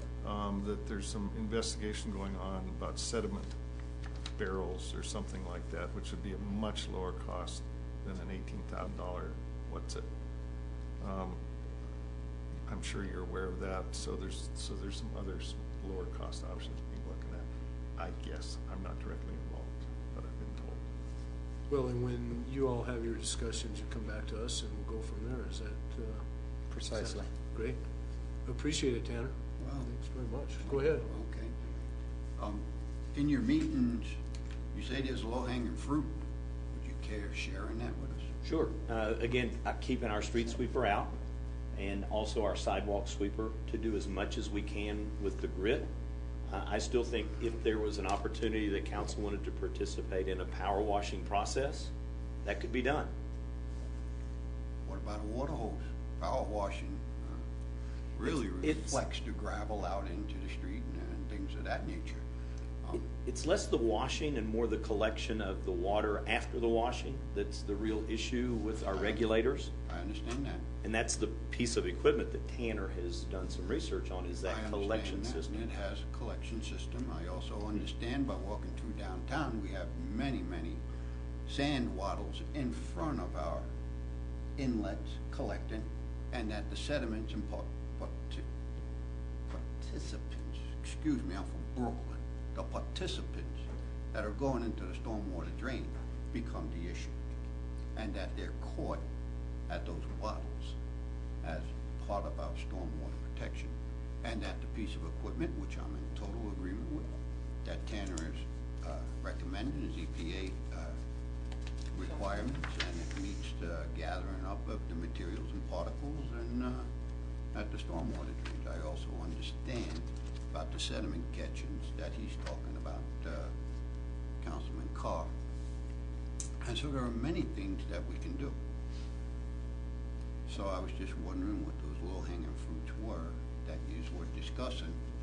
How long will it take to come to a meeting of the minds before we can clean the city, before winter hits us again? I don't know that I know the answer to that.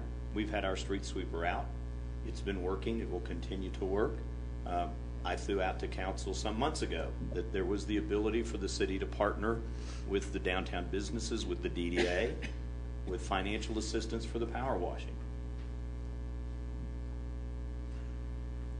I've asked council to give a clarification of the EPA Clean Water Act pertaining to what we're talking about.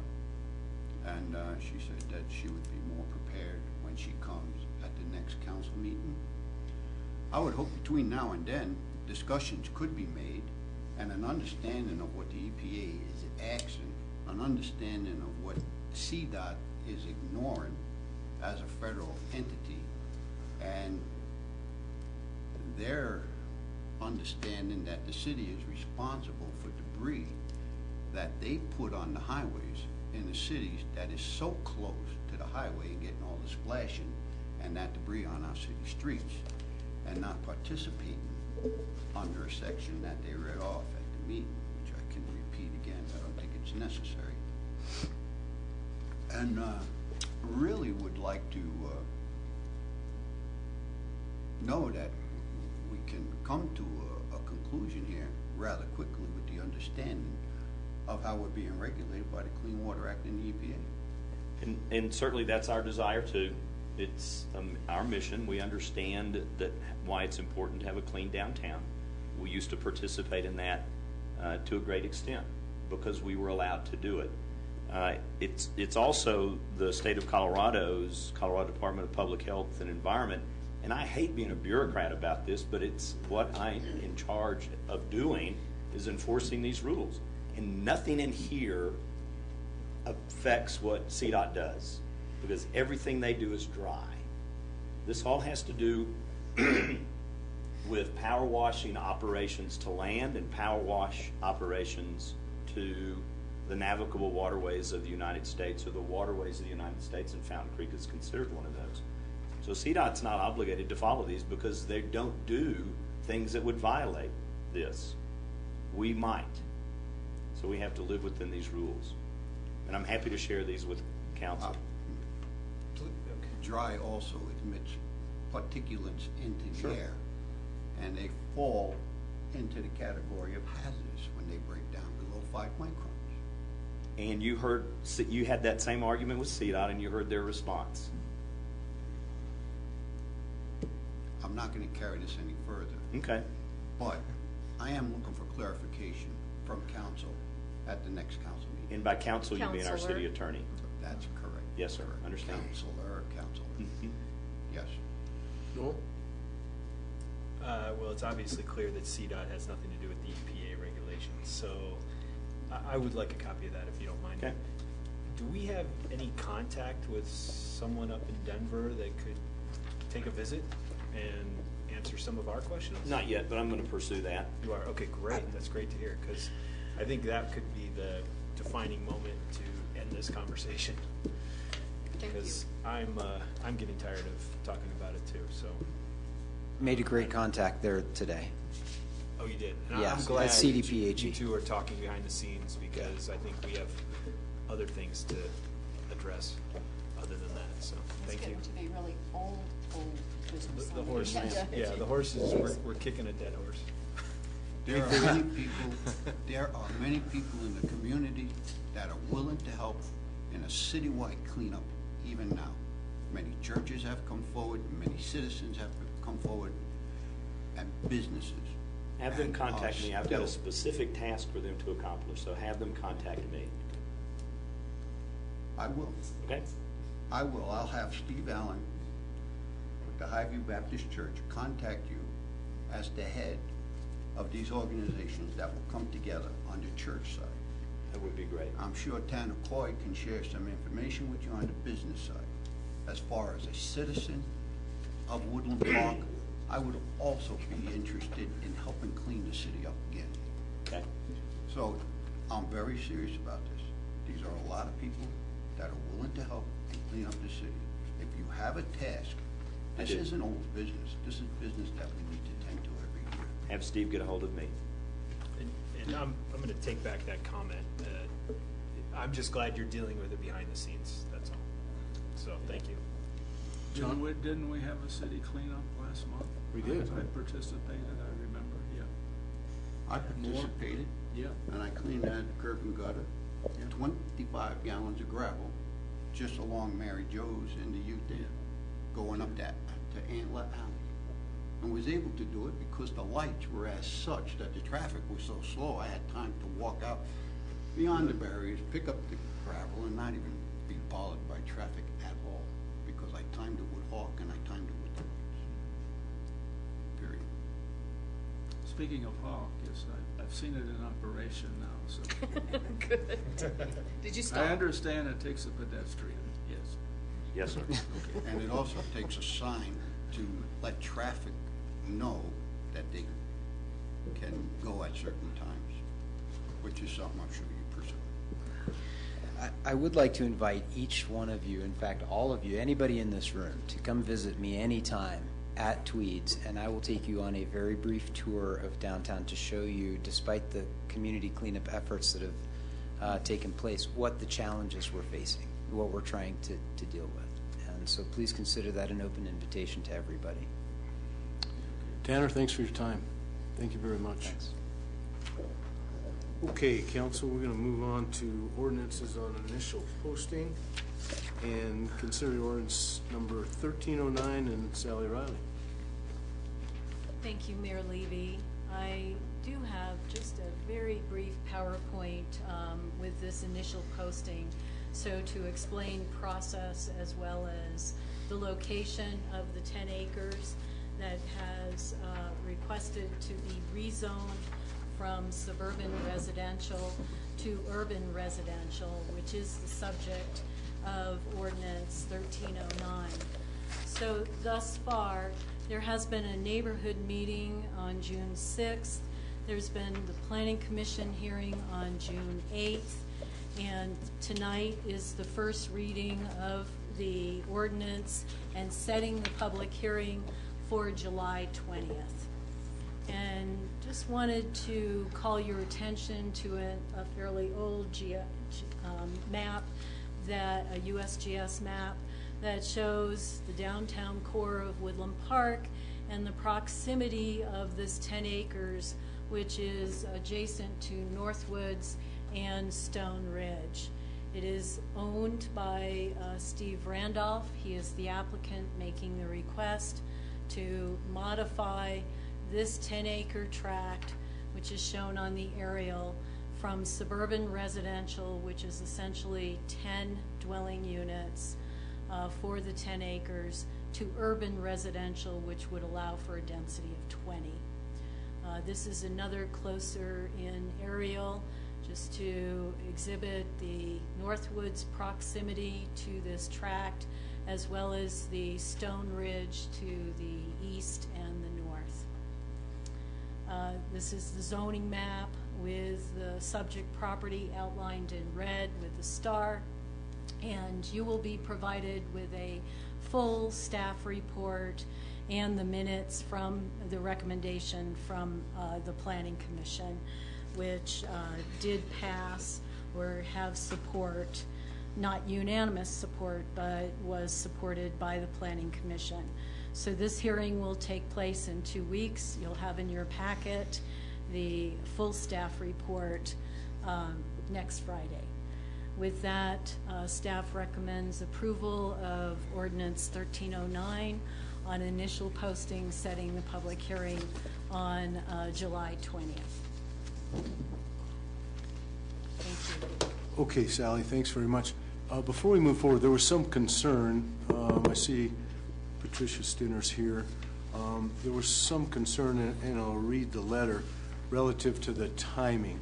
And so the charter specifically says, and to protect the due interest of the due process, I should say, of the applicant, that council should conduct a public hearing within 30 days after the city clerk had received the written recommendations from planning.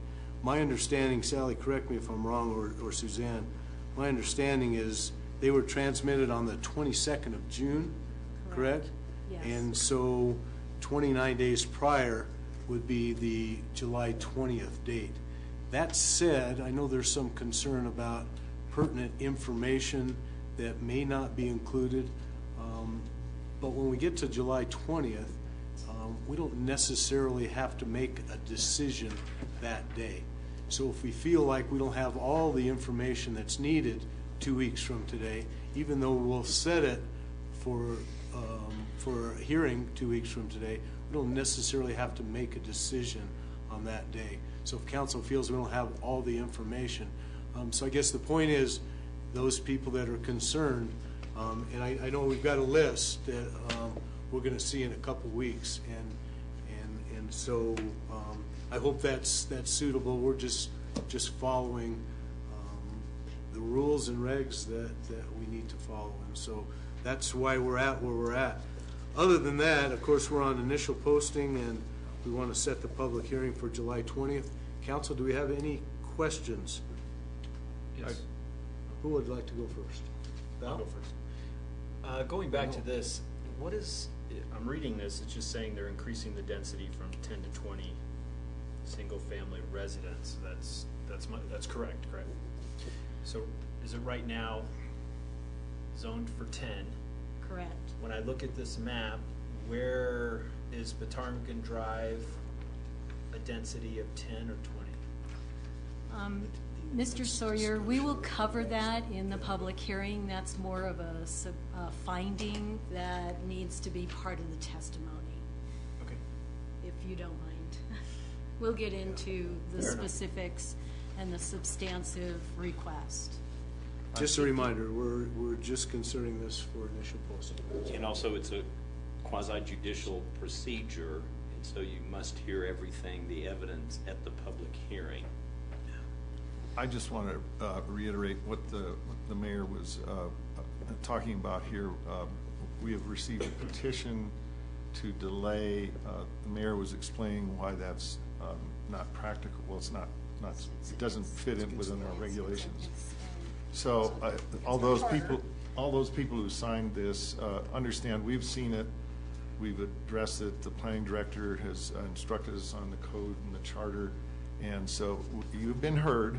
We just want to make sure that you understand that we're following the charter, and we are attentive to your public interests.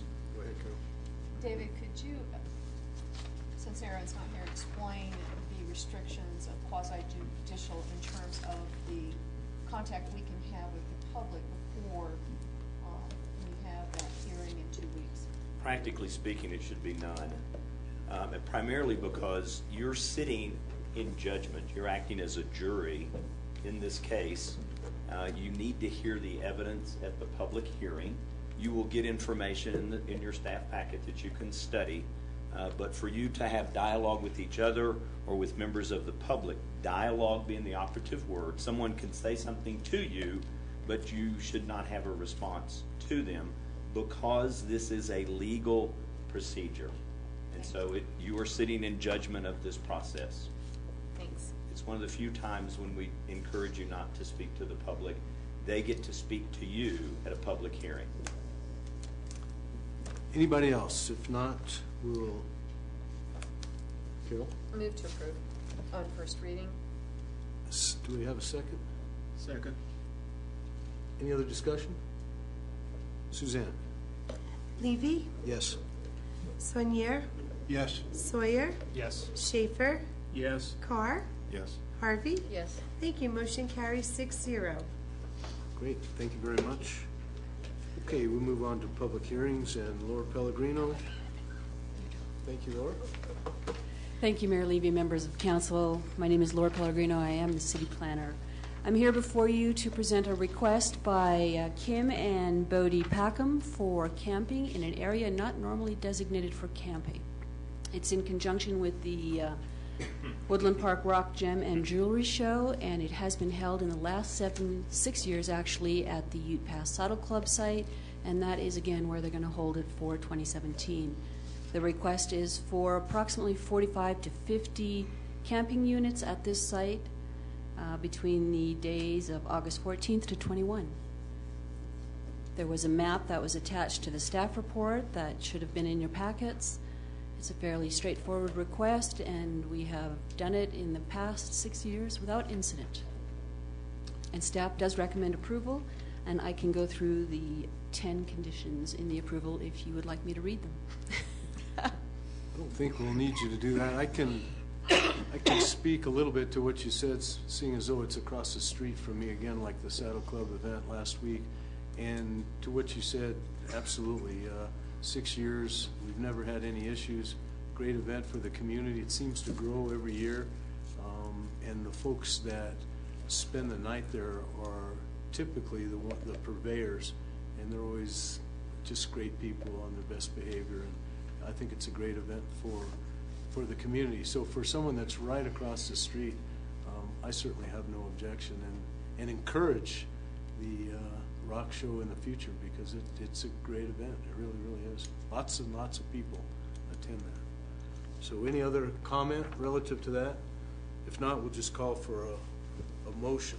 I would like to make a motion, being a proud member of the Gem and Mineral Society in Colorado for the past 32 years, that we accept this. Second, someone? Second. Thank you, Noel. Suzanne? Soinier? Yes. Sawyer? Yes. Schaefer? Yes. Carr? Yes. Harvey? Yes. Levy? Yes. Thank you. Motion carries 6-0. Thank you, Suzanne. Okay, we will move on to reports. One second.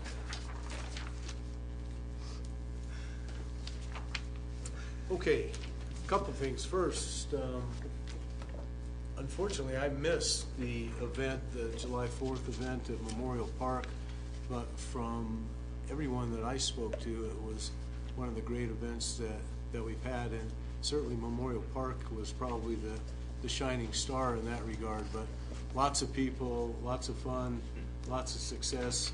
Karen Svedich Casey is not here, but I know she helped lead that, along with certainly Main Street Val and Darlene and everybody that was associated with and participated in that event. Thank you, because that too is one of the great events in our community. Followed up by the Symphony Above the Clouds last night. I don't know what the numbers were, but the middle school was pretty full of the football field there. Lots of people, tons of kids running around, just having a blast. And the symphony was outstanding as always.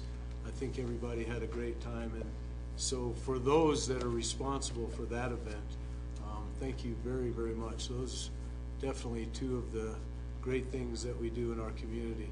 And the last thing before we go on, and a few of you have alluded to it already tonight, the start of the meeting tonight with Mr. Dixon, I think, is just a great example of what our community is all about. And so, you know, speaking from a mayor's perspective, and people, you know, talking this and that, and how about this, and how about why can't we, and why can't we? Everybody loves living here in Woodland Park. We got a great, great community. We have our ups and downs. We always have, you know, some things that aren't necessarily easy decisions, but it's just great to see everybody come together for great causes, and that certainly is one of them. And sitting from here and seeing the look on everyone's face, big smile, lots of support. It's just, it makes it a pleasure for all of us to sit and represent our community. So thank you very much for that. Tomorrow from 8 to 1, Farmers Market, also in Memorial Park, and it looks like the weather's going to be a lot better than the last 2 weekends. So that event is growing by leaps and bounds, and they've had tremendous success. Also tomorrow from 1 to 4, the Ute Trail Stampede Rodeo at the Woodland Park Arena, the one near the Walmart, so the one to the east, if you will. Is that correct? East of Safeway, yeah. Okay. Saturday, the annual Alpine Music Festival at the Ute Pass Saddle Club Grounds, the corner of 24 and 67 in Divide. That is from 10 o'clock until 10 o'clock, 10 a.m. to 10 p.m. Also Saturday, July 8th, from 11 to 1:30, the Woodland Music Series, Purely Bluegrass at the Midland Pavilion. I've been asked to encourage City Council. The Bluegrass and the Woodland Music Series would like to see more support from us. And so I told Ralph Rothstein and others that I would bring it to us, and I'm going to make a concerted effort to be there at least for a time. And if we could really support them and provide good leadership, what they do is amazing, and they provide a great event for us, or 6 or 7 great events. So 11 to 1:30, Purely Bluegrass at the Midland Pavilion. That's this Saturday. Also this Saturday at 7 o'clock, Community Festival at the Our Lady of the Woods Catholic Church. Friday, July 14th, a week from tomorrow, is the Chamber Golf Tournament at Cheyenne Mountain. That'll start at 7:30, and I'm guessing there's still opportunities. Not many. No, there's still opportunities. Good. So get your foursome and come out. It's always a blast. Everybody has a great time. Also, July 14th, the movie Above the Clouds from 6 to 10:30 at the Midland Pavilion. And then Tuesday, July 18th, a week from Tuesday, from 5:30 to 7, business after hours. And this coming Tuesday at the Anderson Building. And so hopefully we'll see a lot of you there. And I believe that's all I have. Carol? Nothing, Your Honor. Thank you very much. Val? Thank you, Mr. Mayor. We had a nice cleanup, which has been talked about here a little bit back in June. I don't think we've met before then, but I'll put Ken's hat on, I guess. Keep Woodland Park beautiful. There was tremendous volunteerism going on. Lots of people. Some of us crippled up people even got out there and did some stuff. It was tremendous work. I guess we could do that every weekend. We wouldn't need to use the street sweepers, right? Anyway, it was a wonderful effort. There must have been 100 people out there, and I appreciate the community pitching in to do that. It was a wonderful step towards doing that. We as a community, it seems like we could do it more often than once a year, but that's editorial comment. Mr. Mayor stole my thunder a little bit. I'm on the rodeo committee. We're having a big rodeo, Ute Trail Stampede Rodeo. I volunteered, and so I'm doing the website, Facebook, and a lot of late PR. You see in the back there's some posters that look like this, and some buttons available. Everybody at the dais should have received a button. I have multiples, so if somebody wants a button, they're really fun to help advertise this thing. It starts tomorrow at the rodeo grounds down there, the Woodland Park Saddle Club grounds below Safeway. We've been plowing it up, and we've got 2 arenas basically going now. We have events starting at 6 o'clock. My wife and I will be at the gate all weekend, so if you buy a ticket, you'll see my wife and myself. Starting at 6 o'clock tomorrow are the events, but 5 o'clock is mutton busting, so all the kids can come on down. That's a really fun thing. And on Saturday and Sunday, all the events start at 1 o'clock with mutton busting starting at noon. Anyway, everything starts an hour earlier than it actually is advertised to start.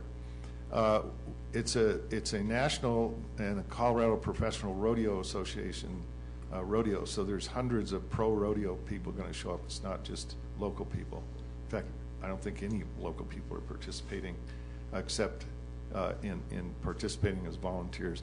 It's a tremendous thing for the kids and young people. It'd be nice to get some people a lot younger than myself involved, and there are a lot of good people out in the county who are participating in that. There was one more thing. Anyway, thank you. Think of it, we'll come back to you. Paul? Paul, I'm sorry. I have a question for Val. CML. Oh, conference? yeah. So I've met with a couple of people, folks, about CML.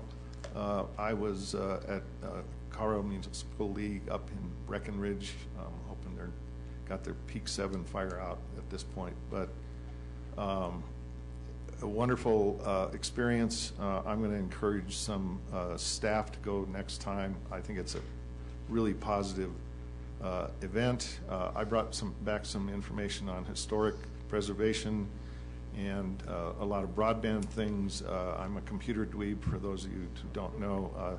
Wrote network protocols, packet switching, store and forward protocols down at the assembly language level. So I'm always interested in internet and broadband and things like that way more than most people care to be. But I will provide a stronger report once I get past this rodeo stuff. Thank you, sir. Paul? Yeah, I'd like to give a shout out to Murph for offering 25 cents for a beer, every beer he sells. I went to the dance. That was a very successful dance with the Last Patrol for supporting 10 Special Forces Fund. He's having a dance tomorrow night. Hey, get in there, buy a beer, and have some fun. The dance was a lot of fun. I expect this one to be a lot of fun. I'm not as prominent as Val and the Youth at Saddle Club, but I am a member. You'll probably see me out there picking up gutter apples, so it's going to be interesting. And my heart and prayers go out to our law enforcement and our men and women who protect us and keep our freedoms. As we celebrated this Independence Day this past weekend, I was very moved by the events that took place in Woodland Park and around. And our men and women in law enforcement, in the military, are putting it all out on the line for us. And I pray for their safety. And I can't say enough about it. Thank you. Noel? David, congratulations on 20 years. Thank you. I'm sure you haven't updated your resume in 10 years. Have you even looked at it? No. Should I? No. I kind of laugh because I've had a job for 18 years, and I looked at my resume the other night because it just came up on my computer, and I chuckled when I said, geez, I wouldn't even know what to put on my resume now. It's been so long. City councilman. City councilman. Okay, yeah. I don't think that's going to get me a job. No, but, so congratulations. That's pretty amazing, 20 years. Thank you. John? Oh, I'm sorry. Sounded like you were finished. The search for Director of Public Works update, please. Yes, sir. Made an offer, or had a discussion, I shouldn't say made an offer. I'm in discussion with the gentleman. I'll have an answer tomorrow morning. It looks very positive. Good. So 4th of July at Memorial Park was absolutely phenomenal. That's the second time I've actually walked around the park besides the grand opening, and everyone had a smile on their face. Everyone was running around and doing something. There was not a single person that I saw that looked like they were having a bad time. Everybody was having a great time, and the park is just amazing. I've been to a lot of cities around the world, and just sitting in the middle of the park, and I had my grandson next to me, and I looked around, I thought, wow, this is it. This is why we moved to Woodland Park. It was in the mountain in the background with the big flag. You just went, I'll never move. There's no other place that I'd rather live than Woodland Park. And so I just thank you, council, thank you, David, and thank you, staff, for making this happen. I know there was some ups and downs with building it, but I think Karen said it nicely on her video that some things are just worth waiting for. Second, well, the audit's done, and I think I brought up something last time about the police officers, and now that the audit's done, can we look at unfreezing the police officer positions? Mike and I are going to spend some time tomorrow morning reviewing the results. There's, as you can imagine, there are numerous competing entities for what funds might be available. So we're going to look at that hard. We know that's a high priority. We know there are other things that are high priorities. The delta between what we thought we were going to have and what we think we're going to have, we just need to look at that and see. It would be a goal of mine to allow that to happen, or to recommend to council to unfreeze that. But let us look at the numbers. We'll bring something back to you next time. Yes, please do, because I think that's critical. I'll just leave it at that. But let's see what the numbers are, and I mean, if we can give raises to the police officers but not fill the positions, maybe that would be a better direction. But you're right. Let's look at the numbers now that the audit's done. Thank you very much. Thank you, Noel. Go ahead, John. I have a question for Kip. How many taps have been sold this year? 18. 18? We have about 23 that have been reviewed, so we still have some in the queue that just haven't paid yet. Yeah, okay, good. Go ahead, Val. Oh, so I remember what I forgot. On the 4th, Noel mentioned it, I was deeply involved with celebrating with everybody else, and Main Street, Parks and Rec, and Karen did a tremendous job with all the volunteers. David's staff really pitched in, most of it volunteerism, like a lot of us do. But I appreciate what happened. It was great. All the facilities were great. Our sound engineer had a couple of flubs, but me and Chris will work those out at some point. Also wanted to mention the website for this rodeo is wprodeo.com. And there's tons of information there. You can sign up for things there, and vendors, et cetera, blah, blah, blah. wprodeo.com. Thank you. Thanks, Val. Anyone else? Okay. City Attorney's off tonight, so we'll move on to the City Manager. Thank you, Mayor. It's our privilege and pride to issue to the community our annual report now that the audit is done. This document is on our website. It's just got some great information. It was 6 months into the next year about things that happened last year. But take a look at this. This, as well as the CAFR, we can discuss it at any time. You've just received it recently. As you study it and as you have questions, please get those to this. But it's a great little synopsis of what happened during our, and I don't remember what the fancy term is, for our 125th anniversary. Oh, Sally knows. Chief, why don't you give us an update? Thank you. Last Wednesday, I had the honor of going down to Colorado Springs Police Department, where a number of our local Walmarts came together to provide our first responder armor kits from Shield 616. Our Walmart donated 2 kits to Officer Glenn Jardin and Officer Gene Ramirez. The funny thing about it is Glenn Jardin admitted on camera that he had 37 years in law enforcement, which was more than probably 18 of the officers combined sitting up there with him. So it was a very good event.